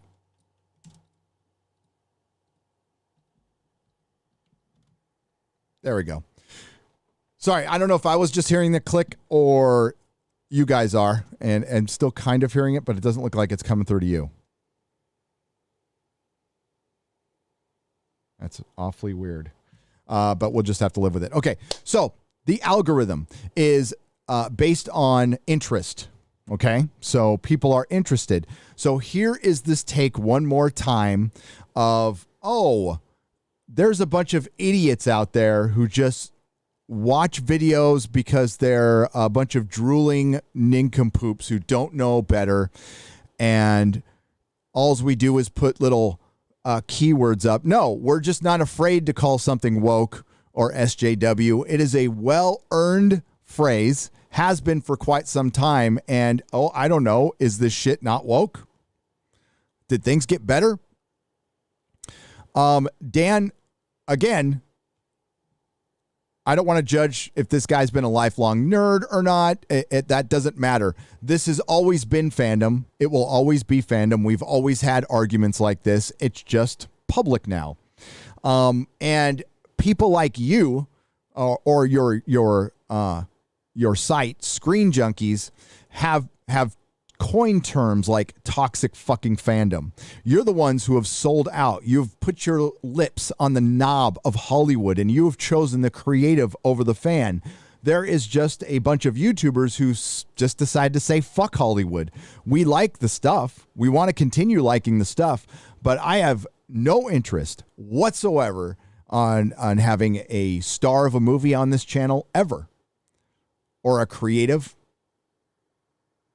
It's been offered quite some time, a lot actually, and the answer is no. The answer is always no. I'd rather talk to the fan. So let's hear what he has to say. And again, this is I preface this when you say grifter, it means, well, for example, say you're a YouTuber who said, I hate comic books and superheroes, and I've never liked comic books and superheroes, but then you make 4 videos a day about comic books and superheroes. Yeah, then you're full of shit. But that's one thing. I think most people have their own takes on nerddom. And you don't have to be into something to still have a take on it. I think it does become a bit much if you did go out and say you hate superheroes and comic books, yet you still talk about them all the time. Yeah, there's a point there, but that's a minority. So there's this tweet. Here we go. He continued. These videos are then parroted and become the discourse around whatever the topics of the week is. This is a hot take, by the way. I've never heard this before. The people who make these videos only have 3 or 4 things to say, but they say them to a rapt audience daily who then spread the message to every corner of the internet. Okay. So we don't have valid points. We're just parroting things. So when the adult pretender from Cowboy Bebop went after the fans, this is the kind of thing he wouldn't say a thing about. This guy wouldn't say a thing about. He'd be all, she's got a point. Meanwhile, it seems like the other voices get drowned out. Nuanced isn't algorithm friendly. Oh, so we don't have nuanced arguments. We're just a bunch of idiots. Okay. The folks whose living depends on peddling this outrage pick the carcass clean. Sometimes Brie Larson says something at an event in 2018 that you can twist and build a channel around. And good for you. Is it twisting and building, or is it speaking for people who, well, you obviously don't speak for? That's for you guys to decide. The YouTuber then posited some of this is genuine outrage. A lot of it consists of bad faith distortions, a performative ritual to keep the wheels spinning. They cast themselves as everyman. Well, because a lot of us are fighting a straw man war against enemies that don't exist, to attacking things they usually haven't seen. Well, I mean, like, I can only speak for myself. I watch everything, I critique. I base everything on my experience in fandom, being a fan, selling comics for 10 years, my couple years working in Hollywood, and breaking the narrative. Oh, so some of it is genuine. That's nice of them to say that. But the fighting a straw man against enemies that don't exist, that's the key phrase there. Oh, really? Dan, were you aware that Kevin Smith admitted in his long diatribe on his live stream that there are creatives in Hollywood who are purposely, politically provoking people? Are you aware that Michael Chabon admitted that within his scripts he is going after certain fans because they think differently than him as far as politics are concerned? Or maybe you knew that and you're just part of that little club. He finally concluded the thread, but YouTube is a big place. Yes, it is. There are people out there who genuinely care about art, film, TV, etc., as do I. Seek them out. Let the grifters grift. They've found their audience. They will remain successful, but there's room for everyone, even if it doesn't always seem like it. Yeah. So what's grifting? Coming out and saying you like something to maintain access, which you might not actually mean, or, I don't know, somebody being genuinely pissed about their franchise being fucked in the ass. That's, again, for time for you to answer. I don't know, Dan. I don't know, Dan, so I'll ask. I wonder how well his channel's doing. See, my philosophy has always been that YouTube is a very large place, that anybody can come at anything with any opinion. There's plenty of room for everyone. But here in the pop culture sphere, It's not unlike selling comic books. A lot of us sell the same shit. It's just how we present it. It's our take. It's how we connect with our audience. Do we see ourselves as separate? I don't. He says we paint ourselves as everyman. I am just an idiot with a microphone. I am just a fan. I'm not in the big club of Hollywood, nor do I want to be, ever. I'm very happy where I am now talking to you guys. I'd much rather talk to you guys. That was the reason I started this channel, was because I missed talking to people at the comic shop, period.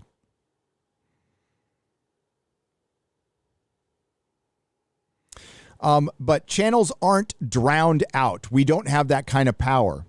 Tim Pool gets 50,000 people. And he'll stream at the same time I'm streaming. I don't feel like I'm being crushed or drowned out by Tim Pool at all. I think there's room for everybody. YouTube is massive.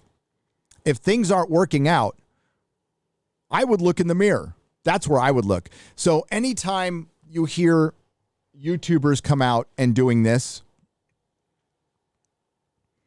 first thing you should look at is how their channel's been doing. Now, maybe his channel's doing great. I don't know. We'll find out.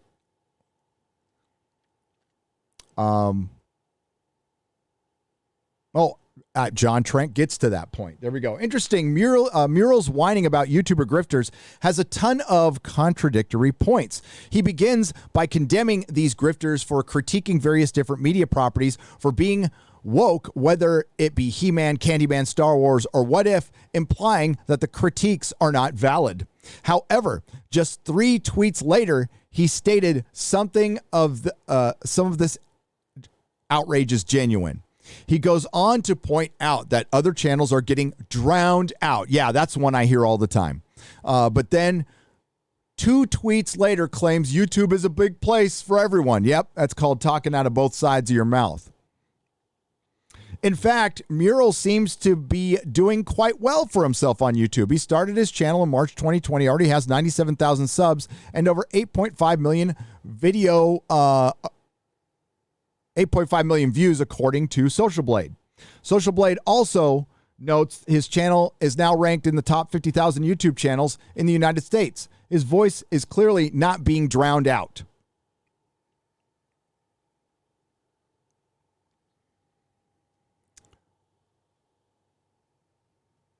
As for his claims about people being twisted or twisting Brie Larson's words from an event in 2018, it's unclear who he's talking about. But Brie Larson clearly stated at the Film Crystal Lucy Awards in Los Angeles in 2018, I don't need a 40-year-old white dude to tell me what didn't work about A Wrinkle in Time. It wasn't made for him. I want to know what the film meant to women of color, to biracial women, to teen women of color, to teens that are biracial. She added, and for the 3rd time, I don't hate white dudes. These are facts. These are not my feelings. I'm like way over Brie Larson. Have been for a long time. Don't really care. I think she's a horrifically miscast Captain Marvel and Carol Danvers.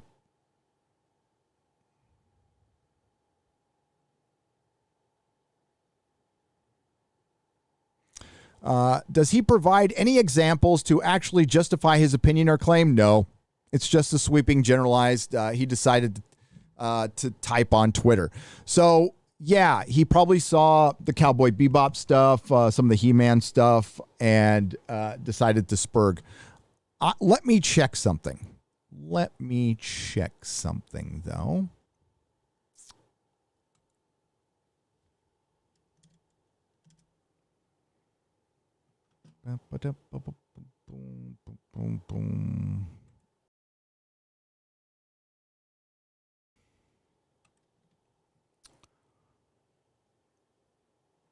Yeah, he's doing okay.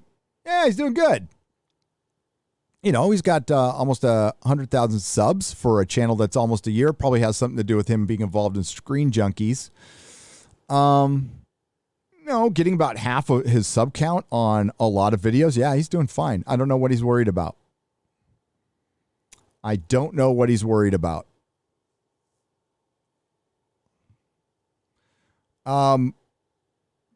He wasn't that big on Picard. My Picard review is still going to come out, by the way. Yeah, looks like he's doing fine. Somebody crawled into his britches. That's it. Somebody got into his fucking head. Somebody who wasn't welcome, by the way. So, yeah, I mean, that's something we've been hearing this since I started, dude. Since I started. So what do? I just keep doing what I'm doing. I love the unsolicited advice that I get from a lot of other creators telling me what I should or shouldn't be doing with my channel. I love that there's so many people out there who think they're the arbiters of fandom, which I have never said I was, but I certainly speak for myself. I really love what, content creators who I've never talked to or talked to very little think that they know what's best for my channel or other channels when their channel is completely different starting out or completely lost traction. Whatever that reason is, I don't know. If somebody wants to have a real dialogue about it, DMs are open. Somehow that never seems to happen. But I would say that you're grifting when you overpraise a movie like Shang-Chi because of the makeup of the cast. You overpraise it to maintain access. You don't really like it that much, meaning you're out there lying, which means that's selling snake oil.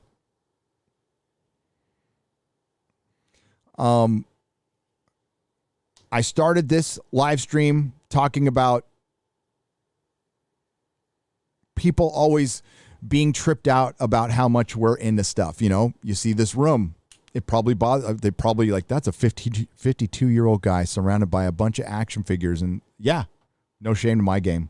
Yes, I'm into this stuff that much. Yes, I care this much. Yes, I will watch a 5-hour video about fucking Doctor.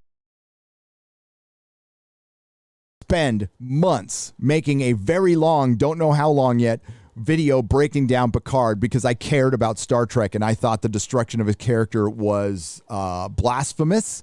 I thought it was abhorrent. I thought it was an abomination. And I'm going to tell you how much because I actually give a shit. I thought what happened to Doctor Who was despicable. It was done out of fucking hate. And no, I'm not going to shut up about it. It's a dumb British show to most people. That's great. It's not to me.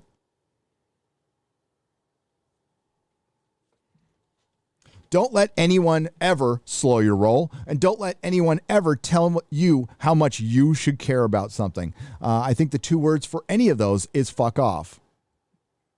Don't you worry about me.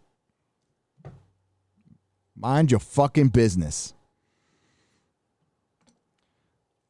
We old nerds have been hearing that shit all our fucking lives. We heard it from our parents. We heard it from our friends. We heard it from fucking everybody. And you know what? You don't get to decide like how much I care about something.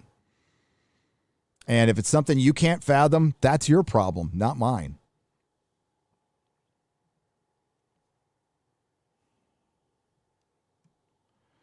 People can go after my arguments all fucking day. That's great. Don't ever question how much I care.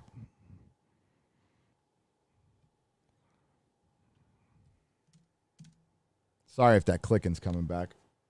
I think it's in my soundboard. Phoenix Tangent for $5.99 says, I feel like anime fans have been on fringes of nerddom for many years, so there's this natural defensiveness that creeps out when there's an attack on anime. The fortunate thing is that Western adaptations can never be part of the canonical stories. Yeah, and I think that is fortunate. I think anime, just stay on the fringe. Stay there. That's where it works best. That's where it's most faithful, and you don't have the Hollywood posers, imposters, provocateurs coming in to fuck up what you love, because they love to fuck up. There are people in this world who love to destroy people's happiness.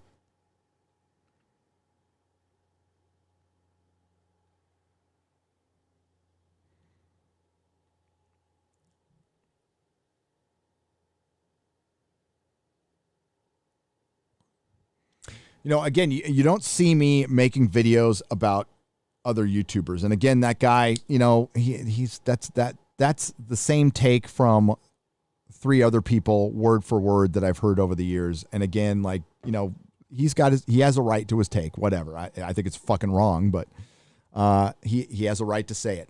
And I don't make videos about other content creators because that's not what I'm here to fucking do. They can disagree with me. They can go after my arguments. I care not. I really don't. I'm here to just comment on pop culture. I'm here to review films, tell you what I like, tell you what I don't like. Like Suicide Squad quite a bit. I still think it's like, you know, it isn't the greatest movie ever made, but it's the best thing I've seen in a while. But most stuff is shit because everything woke turns to shit. Forgot Lower Decks, check out Final Space. Or forget Lower Decks, check out Final Space. The series is free on Adult Swim and on demand. Everything you ever wanted from an animated series. Be well and hang in there, Gary. Thank you, Captain Spire, for $5. Final Space. I don't know if I've tried that or not. Yeah, I've already forgotten Lower Decks. Lower Decks is nothing. It's not worth reviewing. It's not worth wasting my time on. When things are just like, when they're not completely fucking horrible, but they're like 5 out of 10. Those are the worst things to review. That's why I didn't review last week's What If. It was like a 5 out of 10. It was like, I don't have anything really compelling to say about it. Thank you, Captain Spire, again for $5. Life pulling up tiles, relaying floors, cleaning and gardening. I'm backish. Is the address to the mail thing still valid? Yes. Recall Newsom, and remember, being a vegetarian is a huge mistake. Oh, the dad jokes are back, Captain Spire. Yeah, the P.O. Box at nerdrotic.com. It is, I got to read it off. It's in the About section of the channel. It is. Oh, by the way, Friday Night Tights, I know it's stuck on hour 3, right? That's YouTube. I have contacted them. I don't know if they can fix it. When I go in to edit it, it's fine. So what I'm probably going to do is screen record the last hour, and I'll re-upload it on Nerdrotic Live. So look in the community section. When that happens, it'll probably be tomorrow morning for the last hour of the show with Chrissy Mayer and Dan Vask. Oh, and of course my phone it's just not coming up with stuff now. Here we go.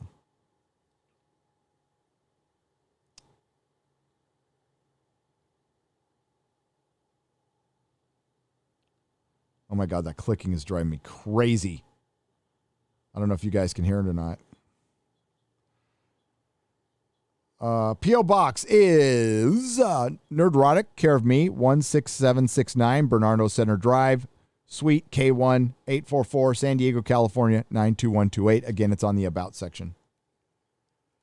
I could put it in the description too. The mashup for $5. What are your thoughts on the new Resident Evil reboot? Also, would you mind shouting out my channel? The mashup. Go check out the mashup. It's called The Mashup. And I only know about the Resident Evil movies. I am not a gamer. Oh, and is it a reboot? Yeah, the movie. Yeah, I'm not into it at all. I'm a Mila Jovovich fan. Big time Mila Jovovich fan. I'm checking out this guy's channel. Yeah, it's called The Mashup. Go check it out. Thanks, man. it's Mila for me. John Connors for $10. I don't care what the topic of the day is. It's always a pleasure and privilege listening to you. May your fire burn bright and its light breach the darkest night. Wow. Thank you, John. I appreciate that. That is high praise. Again, I was talking to somebody last night for a long, long time, and it was great. But lots of live streaming in the future. We're gonna the plan is to have my own personal compound in the middle of nowhere. Not as extravagant as Tim Pool or Joe Rogan. Nowhere near that. But my own a room like this. But it'll be more 360, so you're going to see everything. Hopefully that's in January. That's what I'm shooting for. We're still in the process of selling our house, and it's going to take a while. It's just going to take a while. We thought we had something done. It wasn't done, so now we're just taking offers. John Connors, thank you. I appreciate it. Your vagina is not a test tube. Chrissy should narrate high school sex ed videos. Yes, she should. Jim Bob Wee. Chrissy Mayer is awesome. Chrissy Mayer is awesome. Okay, let me get down here. SJ Almighty, thank you for the 10 pounds. I appreciate it. Liam Kahn for 5 Canadian pesos. Hell, Gary, I am very proud of you for starting One Piece, and I can promise you, if you stick with it, you will love it. Long live the Straw Hat Pirates. Yeah, it's cool. Do I have it close to me? I don't. Somebody was kind enough to send me that and My Hero Academia, and I'm going to watch that, and I will review it. The members will see that review first, and then the rest of you will see it on Nerdrotic Live. Thank you, Liam. Brightest Day for $1.99. I identify as a meat popsicle. I do as well. The Uber Geek for £5. Didn't Bebop Cowboy Girl say something sarcastic, remark that the costume would rip? Has she not seen The Fifth Element? I tell that to Mila Jovovich. Yes, who was wearing fucking tape. And she did it well. Yeah. I thought it was a great example of how full of shit actors are, and I think you all saw that as well. Okay? You all saw the same thing I did. She didn't even mean what she said because she was in something scantily clad in a movie, and she will... Okay. The phrase I heard a lot when I was working in Hollywood, especially from actors, is I'll be whatever you need me to be. So she went out on her own. She went off script, and that's why I said in my tweet, you never let adult pretenders go off script. It's just never good. She learned her lesson. I mean, Jeremy from the Quartering said this in his video, and I completely agree. Like, this isn't about the tit size. I'm not like tripping on that. I think costume accuracy is important. I do think it is. And I'm going to direct you to I don't mind shouting out other people. I do it all the time. YouTube's a big place. So Comic Book Girl 19 is a channel I used to sub to, and then she went to Twitch, and then I just kind of stopped watching. She came back. Somebody tweeted at me her Loki review. I thought it was fucking fantastic. I don't agree with her all the time, but with this Loki review, I thought it was spot on, and it was great hearing from a woman that I really miss. And she said, I'm paraphrasing what she said. I really miss the sexy when women were sexy. And that needs to come back in a big way. And you want to see your movie tickets selling more. Yeah, bring that shit back. A little objectification ain't so bad. And a lot of ladies like it. So that's what she was talking about. She was pissed that Loki got deconstructed and that, what did she call, all the Marvel women are no fun Marvel mommies. And I thought that was a very good description. Omni Hexagon for $10. Hail Gary, chat, and the wrenches. Hail to the chat. Hail to the Nerdrotics. Great to hear Governor Newsom might pay for his crimes. As an aspiring voice actor, I'd be happy to move to Cali without him as overlord. Yeah. I'm done either way, but I will be voting to recall him and then voting for Larry Elder. And I probably wouldn't have thought much of Larry Elder until the LA Times and everybody started attacking the guy. And I looked into him, and he's a radio show host who used to own a business. He's a black man. And he's dangerous to the narrative. He's very dangerous to the narrative because he's about the individual. He's about the small business owner. And if Larry Elder is governor of California, there is a very, very good chance California remains open.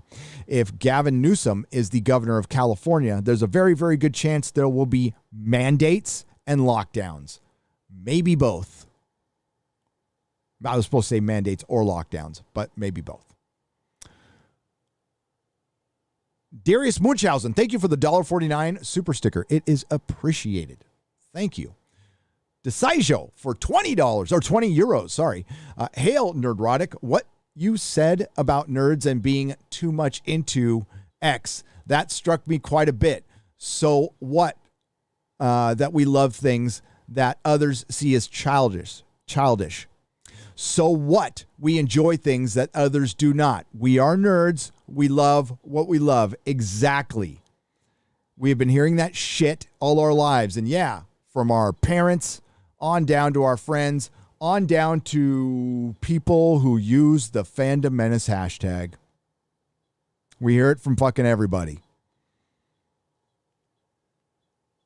That's fine.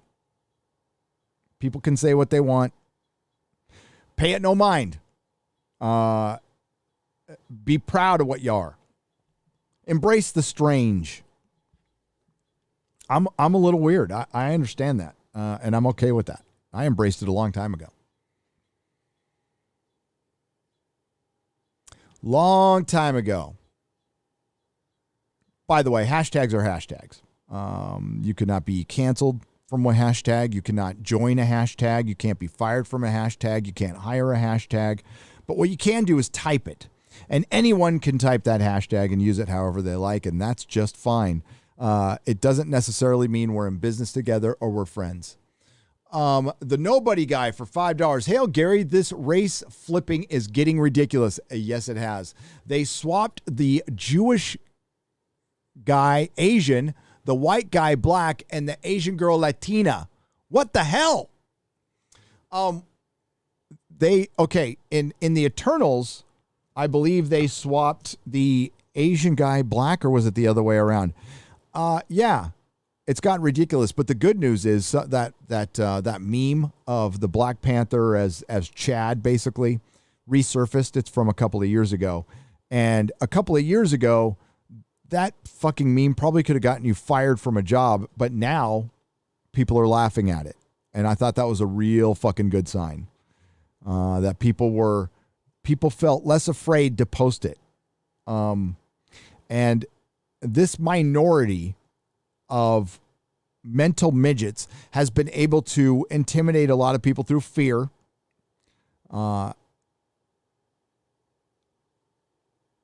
There's people, I reposted something today that was horrific, but there's people out there who want you to lose your job just based on the difference of an opinion on a fucking movie. There's people who are regularly calling us racist for not liking a movie. Apparently, it's right wing to not like The Last Jedi. And I know people have heard this and it's like it's old hat, but like, let's really think about how fucking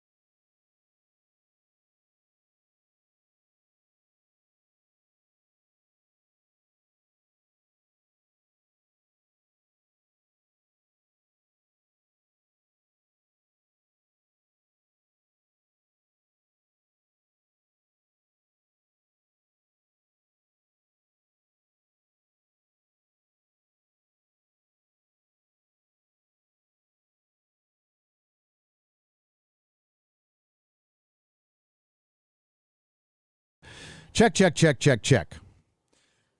Yeah, I'm wondering if my soundboard is dying. Sorry about that, folks. Where was I? Oh, there. Yeah, that's where Collider and I don't know if you're hearing the clicking or not. That's where Collider and Screen Junkies lost the plot. They chose creatives over you. Creatives over you. Hey, that really wasn't my fault. It just stopped for some reason. I mean, I'll take responsibility when I accidentally hit the mute button like this. Wait, if I hit the mute, wait. That's hitting the mute button. That's me fucking up.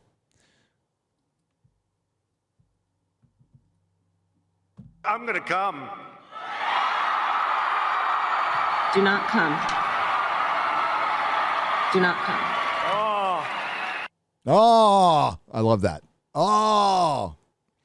But yeah, and that's why they lost their audience, is they kept pushing that fucking bullshit narrative. You know, those keywords that we use, they kept pushing woke Hollywood and using woke Hollywood to call you racist, bigots, sexist, misogynist. That shit isn't working anymore, is it? And it's starting to die out. You're starting to see people back away from it. That's the most important. And pretty soon, everybody, Jeremy mentioned this. In a couple of years, everybody will have been against woke Hollywood. Everybody will in a couple of fucking years. Hail, Gary, I ordered the omnibuses of Shang-Chi rather than watching the movie. Good move. Also caught up on my Conan omnibuses. Hell yeah. And Cull books coming out as well. It says Shadow Fenrir 24 for $5. Cull is something I need to catch up on big time. I'm way behind on that. Conan is fucking awesome. And the Shang-Chi comics are good. They're very good. They'll be better than the movie. Hail, Gary. I read that one. Hey, Gary, I've never seen the Lord of the Rings films.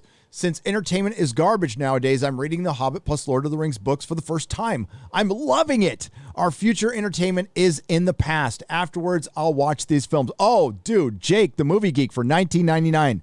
Please tell me what you think. Honest opinion.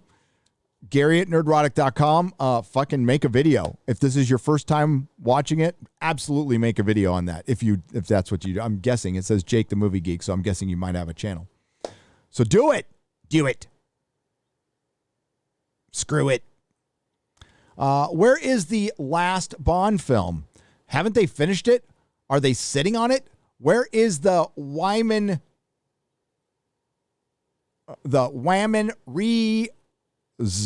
representation? You mean Me Too, James Bond? I think it's coming out in a month, right? Or is it October? Hey, Google, when is No Time to Die coming out?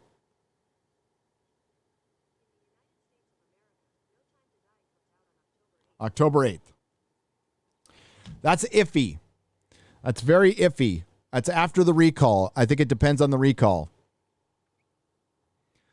There's already mandates, I believe, in LA. They didn't make me, I had to wear a mask at Blast from the Past, but I didn't have to, I wouldn't have gone in. I wouldn't have gone in because, as far as the poke is concerned, I am not poked, fully poked. I don't think anybody wants to be fully poked. Calling them adult pretenders is an insult to that absolutely great show, The Pretender. Fantastic show if you haven't seen it, and movie. The Pretender. Maybe I have. Justin White, I'll have to double check. Thank you for the 5 Canadian pesos. I love calling them adult pretenders because it pisses them off. Oh my God, does it piss them off? But that's what they do. And it just gives them perspective. It's like, yo, dude, you can interpret other people's lines pretty well, and you can make believe as an adult professionally well. Dude, if you can make millions doing that, more power to you. I don't count another man's or woman's money because that is bitch made, and I'm a capitalist. But let's have a little perspective. Like, I don't wake up in the morning going, I am going to do something great today because I have the most important job on the planet. I'm going to be talking to people on a microphone. And this is the most important live stream ever. You know, it's like that. This is a very important film. No, it's not. It's make-believe. It's make-believe. I love make-believe. I think it's fun. I like it. But let's have a little. If SMOD comes down tomorrow, sweet meteor of death, or the great electromagnetic pulse happens, and we're put back into the 1800s, your acting ability is going to account for jack shit. Can you hunt? Hail Gary, hail Peter Steele, hail Fu Manchu, the band. Says Joe Thomas for $5. Hail Peter Steele. I was rocking to Black Number One. I know, like that song is so fucking good. If you guys are not familiar with Typo Negative, it was a goth metal band from the 90s. Their lead singer was Peter Steele. He was 6'8", had long, straight black hair. He's been on Jerry Springer, has a deep fucking voice, had fangs, really sold it. He died of heart failure at the age of 48 back in 2010, probably due to his drug abuse, but was kind of a fucking legend, you know? Kind of a legend. If JFT does actually win, if John F. Trent actually wins a Pulitzer Prize, he will be formerly future Pulitzer Prize winning, now actual Pulitzer Prize winning author John F. Trent, says Rupert Patterson for $4.49. He will, but I always have this fantasy that John F. Trent will go up and get the Pulitzer Prize and then fucking throw it on the ground and walk away. That's what John would do. LL Cool J says, "Sup, Gary? Does a set of all sets contain a set of itself?" Oh, dude, that hurts my brain. Does a set of all sets contain a set of itself? The set of all sets is the set of itself.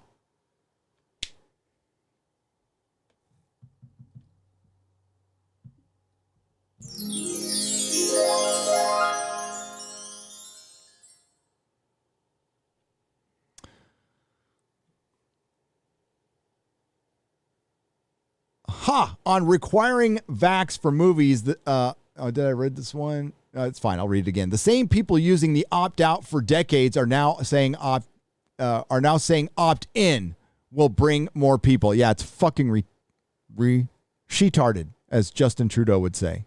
It's she-tarded. I was only a quarter mile away in Burbank. Mahler equals BBBC. BBBC. Chris Topher, I couldn't, I didn't want to, because I was going there to meet somebody. But I will be back in LA September 1st. And I don't know if LA is good for a meetup, though. I'll do one in Burbank if you guys want. We could all go to Blast from the Past and maybe meet at a bar or something. I'll figure out a place, where a few of us can hang out and have some lunch. I'm all for it. John Bartolo. What is up? By the way,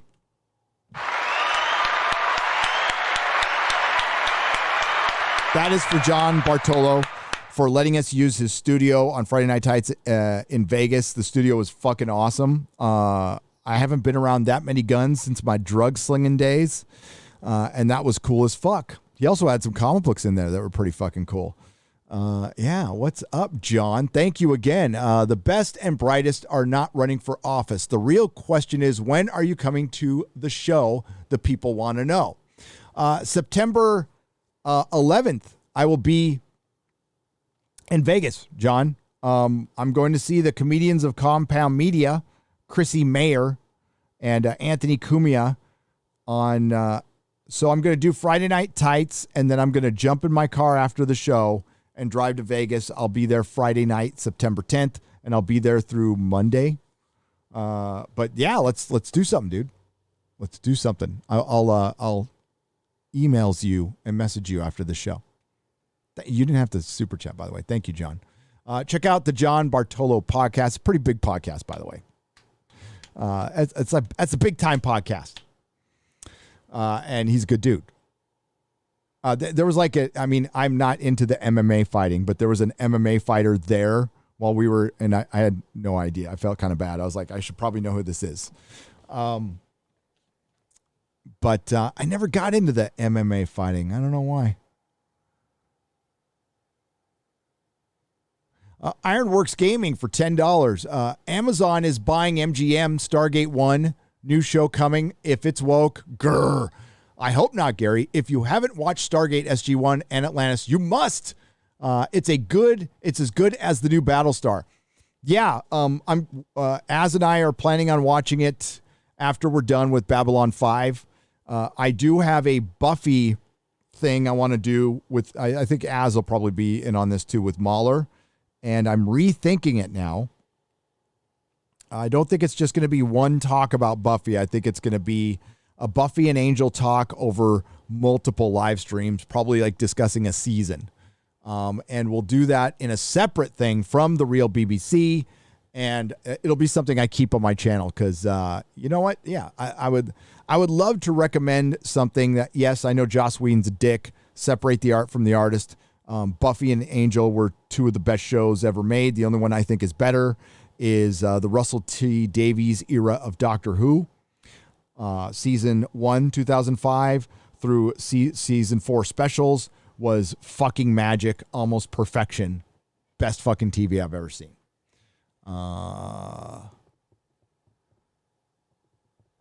Buffy and Angel. Angel's got the best season finale I've ever seen outside of the Newhart show, that's number one, dude.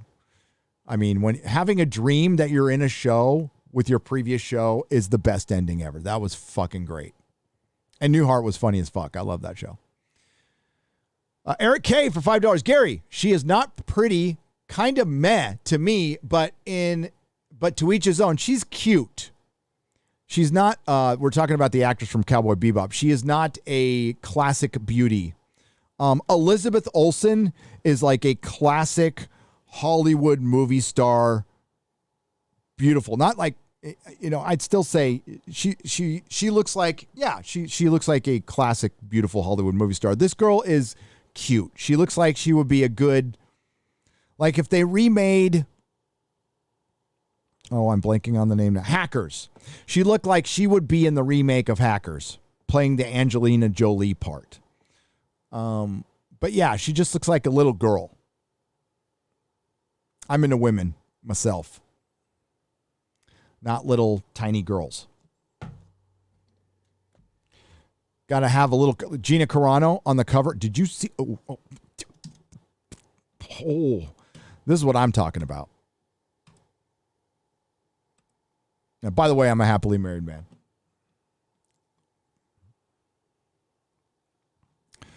But let's get this up here for any. I'm sure most of you already saw it, but somebody might not have.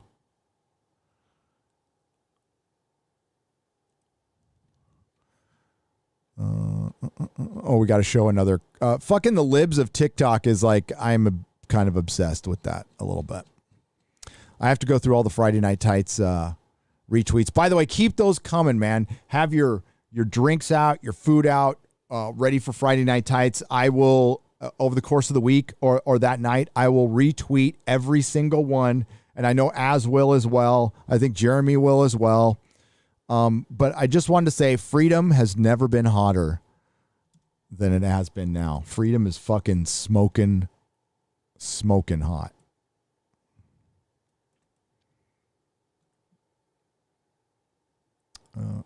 If I can find this.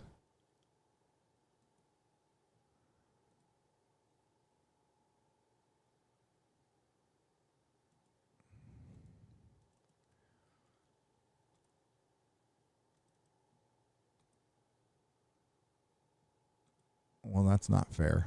Hang on. Life isn't fair, though.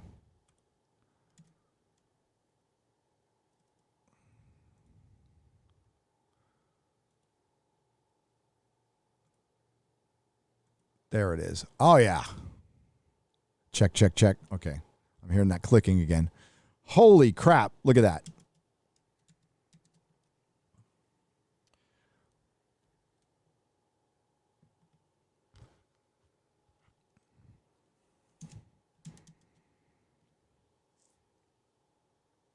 That's a woman right there. Okay. Fucking freedom is hot. Hail Gina Carano.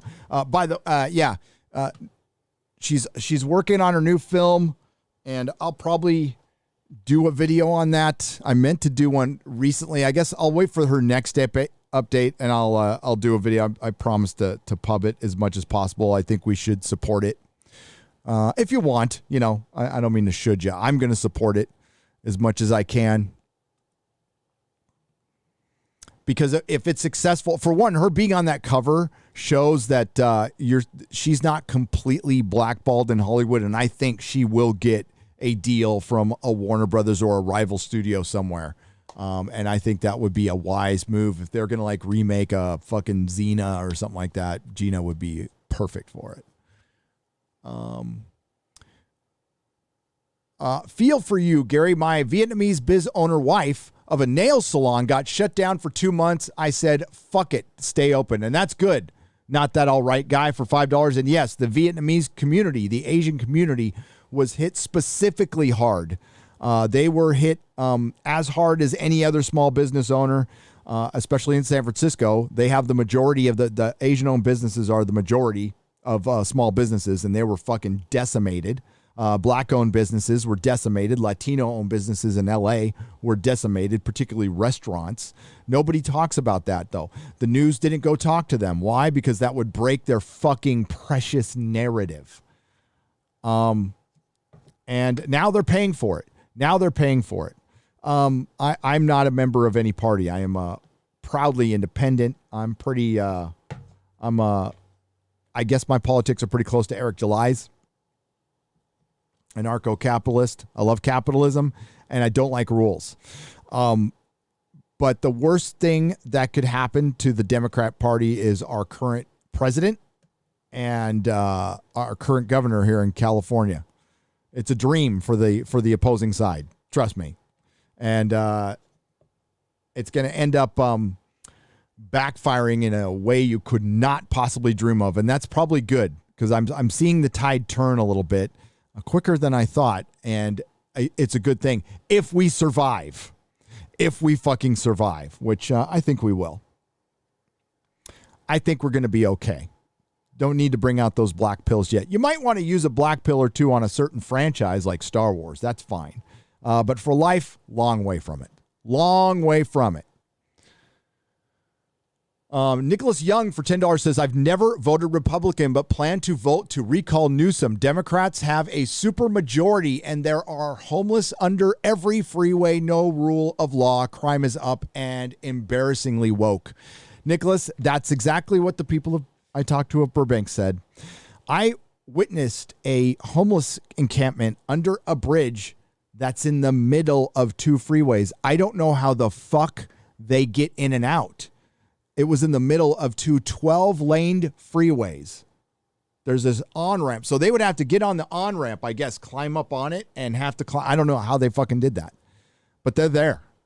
They're there in between two 12-lane freeways in Anaheim. Yeah, there is a super majority in the state of California. And did you want to hear, I think it was retweeted. It was the Sacramento Bee said that a vote for Larry Elder is a vote for lockdown. And here's their reasoning. California is a super majority, and the Democrats will block everything Larry Elder will do, sight unseen. I'm like, oh, that's your selling point.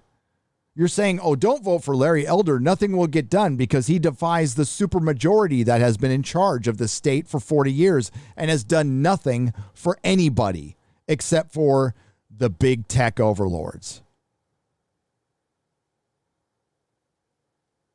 I mean, friend, look around your neighborhood. I might have somebody watching in Compton right now or East LA. Look around your neighborhood. Has anything really changed in the last few decades? All those promises? No, they haven't. I'll answer the question. No, they fucking haven't. I've lived in California all my fucking life, and the homeless is worse than I've ever seen. The crime is worse than I've ever seen, and the state used to be beautiful. San Diego, downtown San Diego used to be beautiful, and I went down there. My baby boy Ryan saw a guy masturbating in front of him, and then Melissa and I had a guy fighting himself. And that was just near the comedy club we were going to go see Kurt Metzger. And it didn't used to be that. Now, back in the 80s, downtown San Diego was terrible, and they cleaned it up, but now it's back like it was in the 80s. Why is that? You can't blame the Republicans for that. They have no power here. You have no power here.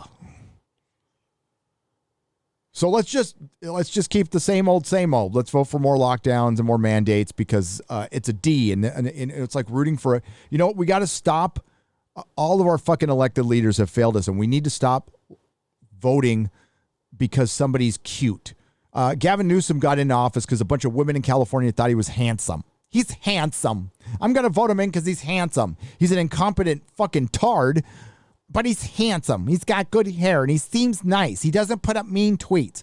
Give me fucking mean tweets and an effective leader. Pretty much anything Hollywood's for, we should be against. They are for Newsom. Steven Spielberg, one of the biggest donors. That'll be in my video coming up. And again, fair warning to the audience, like I will always be pop culture focused. That's what I will always be. That's what I'm into. That's where my knowledge is. That's what I love. It's one of those things I just like too much. I know there's people out there questioning openly. You can't care that much. Actually, I do. Why don't you? You don't hear me asking that question, but it's obviously they don't, and that's fine. You don't have to care as much as I do, but don't question how much we fucking care. XSL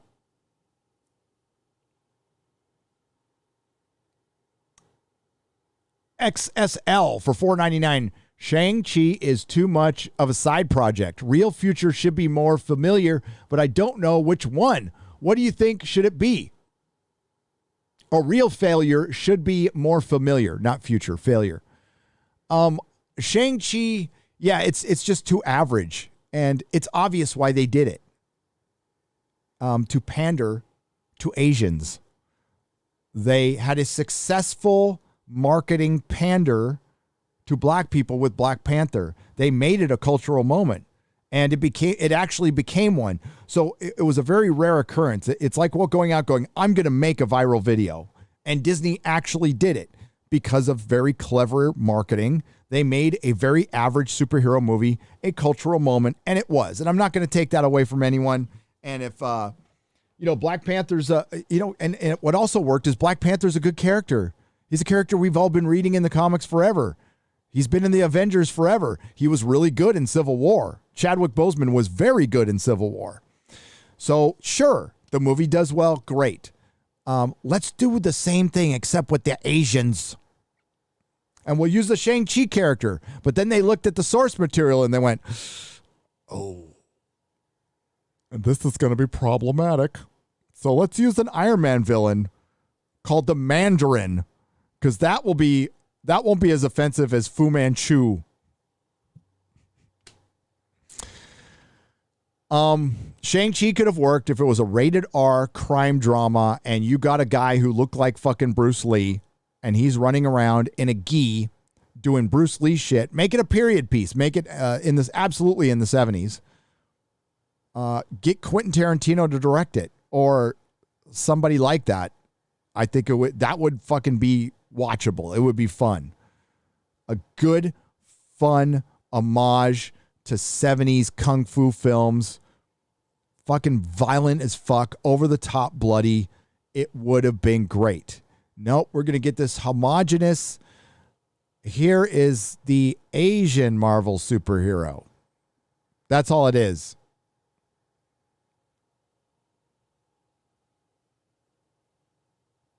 The Favreau article read like a eulogy, says John Gibson for $5. It really did. That was like my icing on the top for Star Wars. Listen, I'm not going to say I'll never make a Star Wars video as far as covering the news, but reviewing stuff, the only thing, I mean, like, I'm pretty out. The only thing that I might come in as a curiosity is Obi-Wan. But not Boba Fett. Don't care about The Mandalorian. Don't care about Star Wars as a brand. Don't care about it at all. And I'll probably be out after the first episode of Obi-Wan because I felt nothing. I went to Blast from the Past and I saw all their old vintage Star Wars figures and I felt nothing. Like they had the Hoth playset. I destroyed my Hoth playset because I played with it so much. Best time is now for $9.99. Member berries no longer work on me. Also, just bought an FNT song and a bunch of others from Dan. He really rocks. Thank you, Best Time Is Now. I appreciate that for $9.99. Please support Dan's efforts. All the funds go to Dan. Dan worked on the song. We get the song, and I can use it for whatever, but the proceeds go to Dan. So, and I am totally okay with that. We do have a Friday Night Tights shirt. And we're going to have another one soon. But we do have a Friday Night Tights shirt. It's at mixtees.com/nerdrotic. I'll show it to you real quick.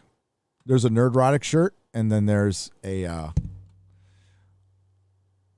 Friday Night Tights shirt. And the one thing about Mixed Tees, they won't ban anybody for making a Gina Carano shirt for charity. None of that shit. No canceling. So that's why I use Mixed Tees.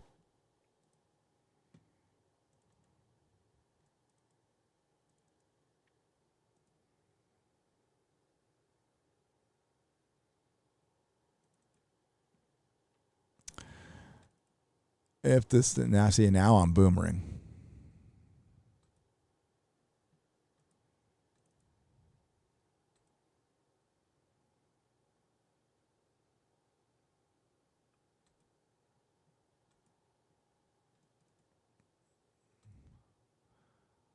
It won't even come up now. That's weird.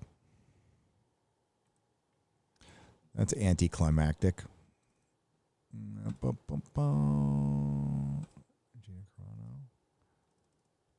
Well, that sucks.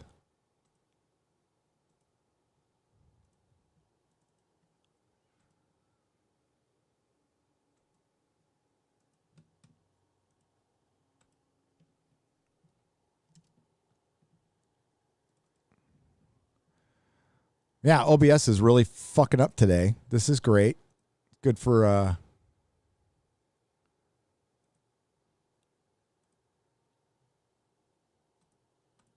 let's try this.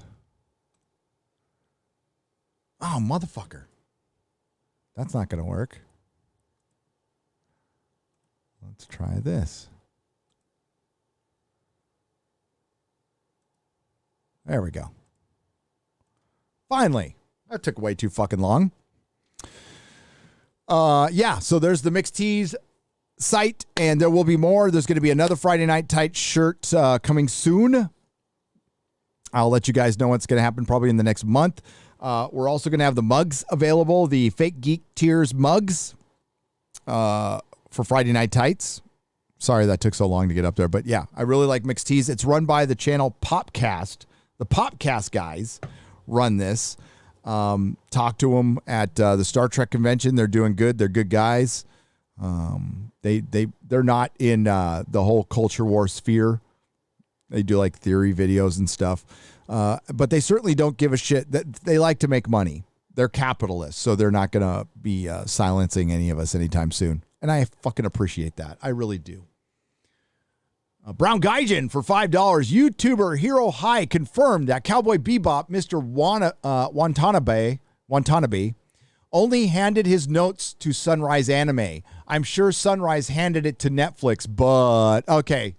Yeah, that whole creative consultant argument is, for one, it just because the creator of Cowboy Bebop has anything to do with the fucking show doesn't mean he signs off of what some actress said about his fandom that he helped create. You know who else created that fandom? You.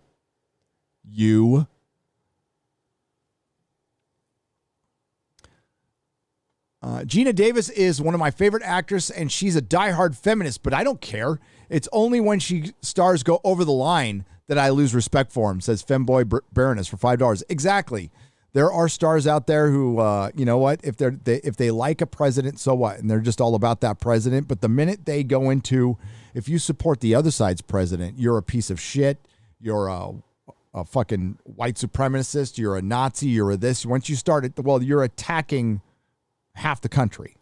And that doesn't help at all. Go after arguments, not after people. Yes, some people are assholes, and if they're assholes to you individually, they're open game.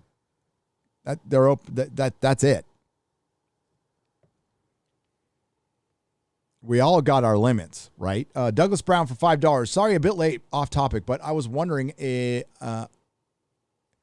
you saw this. The Playmobil's Star Trek USS Enterprise. Keep up the great work. I have. It is pretty fucking great. The problem is the money would go to CBS. I'd have to get it secondhand, and I would rather get the Master Replica Enterprise. But here, I'll show it to you.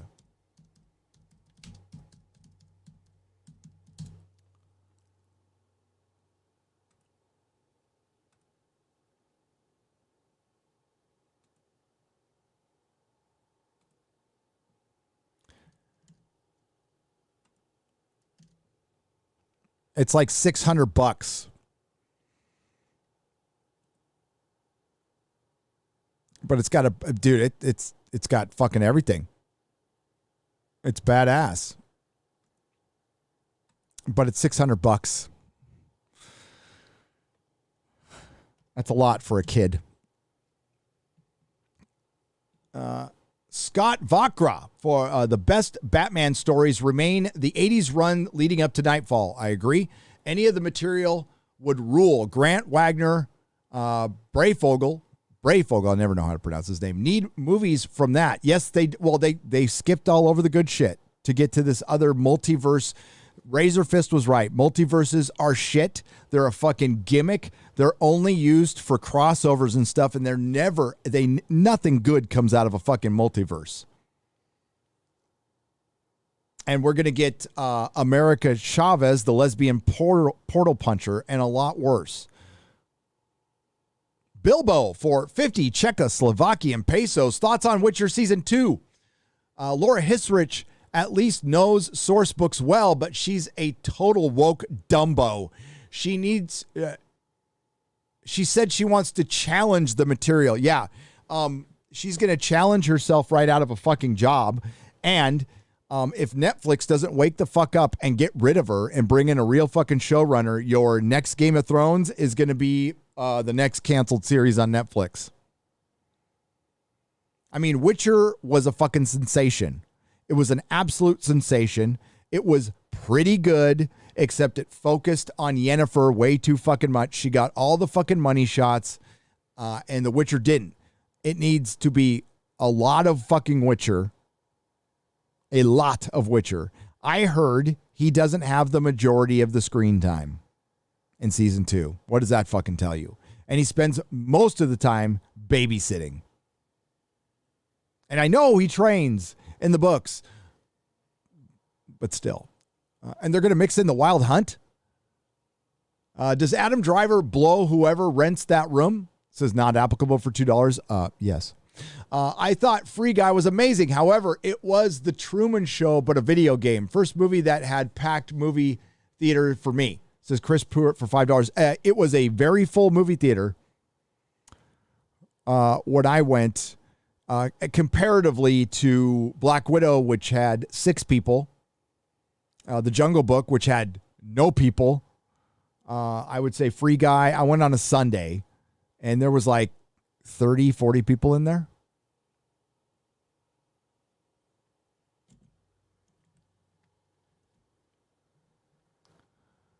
Captain Nerdrotic versus the Blue Whale, featuring his handsome sidekick Wonder Az. Guest appearance by the Ankle Biters from Geeks and Gamers, says Protege Music for $5. Hail. Hail. Watch out for them ankle biters. They're everywhere. That's the best term. Eric July came up with that term. Lou DeMarzo for $9.99.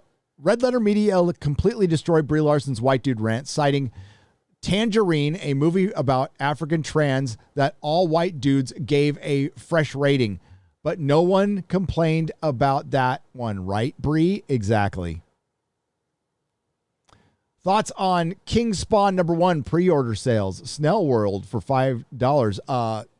What exactly are they? I need to look. Hang on. I knew it was coming out.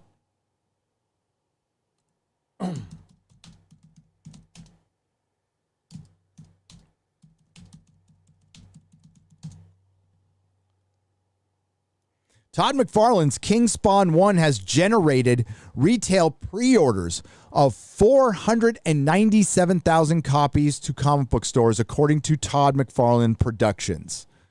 That's from Games Radar. That is from 20 days ago. The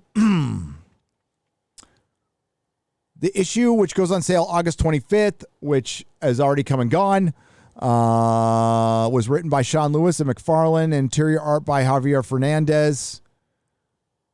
Ooh, I want to buy this now.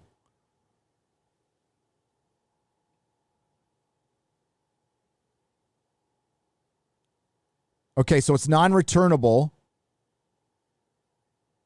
and non-retailer exclusive sales. It's almost important to keep this in mind, that sales to the comic book stores, meaning how many copies retail stores ordered, and not necessarily for readers. I can believe 500,000. I can with the hype that was behind this. And I think there's so much disdain for Marvel. Plus, I want you to think about this too. The 20-year rule. We're right at the 25-year rule for nostalgia, meaning Spawn is about 25 years old now, and it's time for the nostalgia. The 80s nostalgia is wrapping up. We're headed into 90s nostalgia, and what's more fucking 90s than Spawn? Than fucking Spawn. I think it's fucking fantastic. Fuck Marvel and DC. I'll go buy this book.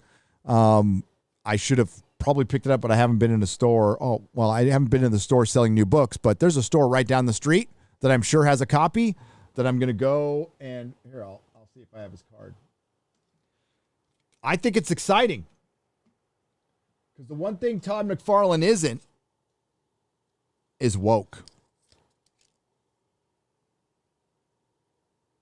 The Comic Lounge in Escondido, owned by James Border Jr. The number is 760-975-3830. I'll be there in about an hour or so to go pick me up a King Spawn #1. I'm going to read that bitch. I think the sales, I think that's fucking outstanding to hear. Because it's not Marvel and DC, and maybe, just maybe, Toddy M can show them how it's done. I fucking love Toddy M.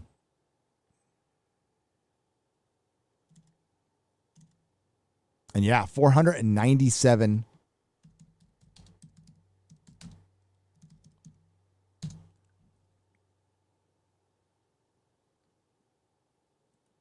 That's fucking great. But can he stick with it? Here's the important thing. Can they fucking stick with it? That's great, though. That is fucking great. Look at that cover. That cover is fucking dope. I love Spawn. So I'm a big Spawn fan. I'm still waiting for my Kickstarter Spawn figure, which I haven't gotten, but we'll see. Thoughts on Star Wars Jedi Fallen Order game? Not a lot of thoughts, Ty Sloan, for $1.99. I don't game. I'm sorry. Ryan Kinnell is the guy to ask for that. I've been a fan of the Doctor since 1977, watching the BBC, and as a kid in Scotland, 13 broke my heart. My doctor who died with 12. Yep. You and pretty much everyone else is Jim Largo. Thank you for the 35 Martian pesos. Wolverine Snicked, $4.99. Hail, Gary, I watched Primal this weekend after hearing about it from Friday's show. Freaking loved it. Thanks. You're welcome. Primal is a beautiful show. Everybody should be watching Primal. It's Tartakovsky at his absolute best.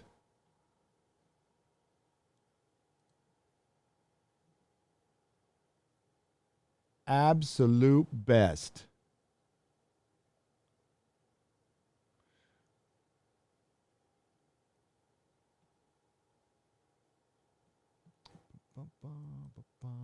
Oh, man. Okay.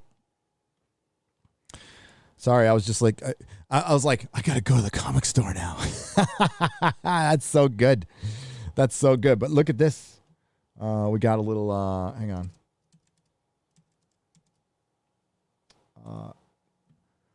WG. I want you to be able to see that. Oops.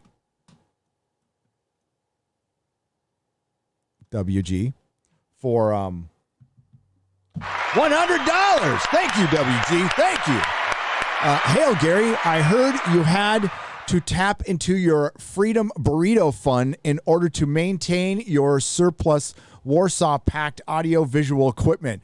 Here's a little something for that Mint 46th Motorized Rifle Regiment speaker system you've had on your eye on. All the best, man. Thank you, WG. I appreciate that. Yeah. Either my soundboard is crapping out or it's the USB connector. It can be either or. You got to check both. Yeah. I'll find out. But WG, thank you so much. I appreciate it. You the man. What do we got here? There is also a 1 in 250 McFarlane signature ratio cover that these non-returnable comics. I'm a Spawn fan, but Todd is doing the Marvel variant tactic. That's what I figured. But listen, they need money. They need money. And I don't mind giving it to Todd McFarlane, who has always been fan first, not the fastest artist in the world. And he doesn't need to drop, but he's my favorite artist. Modern artist. He's my favorite modern artist. I think him and Silvestri are fucking brilliant. I like Hitch as far as newer stuff. McNiven, big fan of McNiven. Yeah. Kirby's the all-time great, but I'd have to say in his time, in a very small era, Michael Golden was the best of the best. Frank Miller in his time, John Byrne, I think John Byrne and Kirby are the GOAT to me. Gary, it's the Shelderon. Get it right. The Shelderon. I'm sorry. The She-DeLorean. I'm a freaking tard. So Mandalore 2267 for $19.99. I sit corrected. It's the She-DeLorean. And it certainly was at the end, that big rescue where the Mandalorian is holding a fucking baby and there's 4 women surrounding him. That was pretty fucking intersectional. But Gina was there. So at least one of the women, well, so was Katie Sackhoff. So I kind of went soft on it because it was Katie Sackhoff and Gina Carano. And if those two are in anything, I'll fucking watch it because they're fucking awesome. I'm not big on Agent May from Agents of S.H.I.E.L.D. because although she looks great for 57, she's like 5'2" and could get blown over by the wind changing direction. Thank you for correcting me. It is the She-DeLorean. I'm going to use that from now on. And thanks again, WG. A couple more donations, then we got to be out because I've got to get some videos done. The Grizzly for $20 says, Gary, I completely agree with you on Newsom. Though there's one thing you're missing with this political sports team analogy. It's a tragedy that a nation founded on critical think now has people being taught not to think. Yep. They don't want you to think. And I'm seeing rebel conformists. I mean, look at this fucking psycho.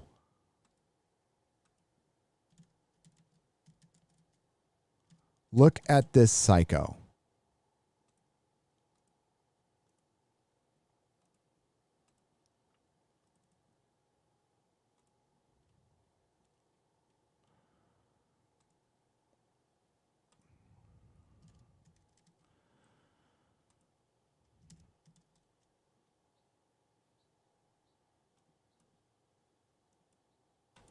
There was a meeting about mask mandates at my city hall tonight, and outside of it on my way home, I passed a bunch of anti-maskers trying to protest for the right to die and end up disabled, and all I want to do is scream, "Fuck you!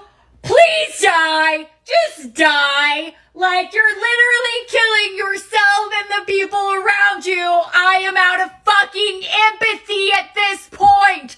Why am I wearing a mask to protect your fucking child when the bare minimum of parenting is to protect them and you won't?"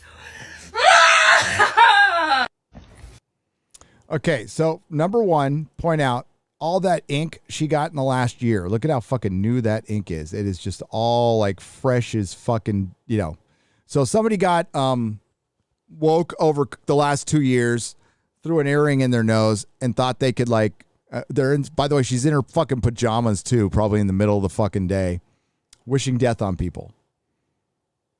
Wishing death on people. It's not the first time I've heard that.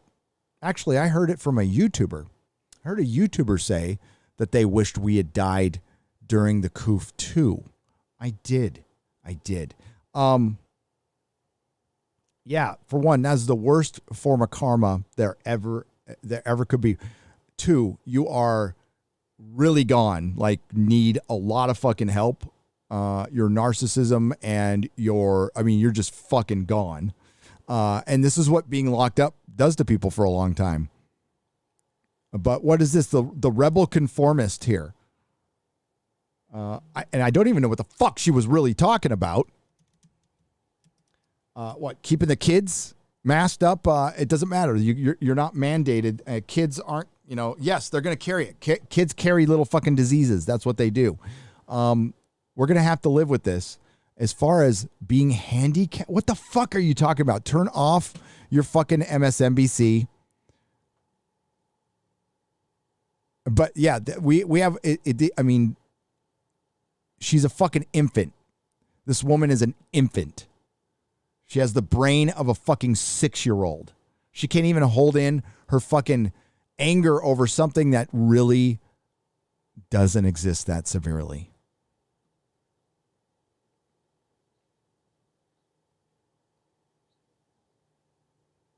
We have raised a bunch of fucking pussies. Bunch of fucking pussies.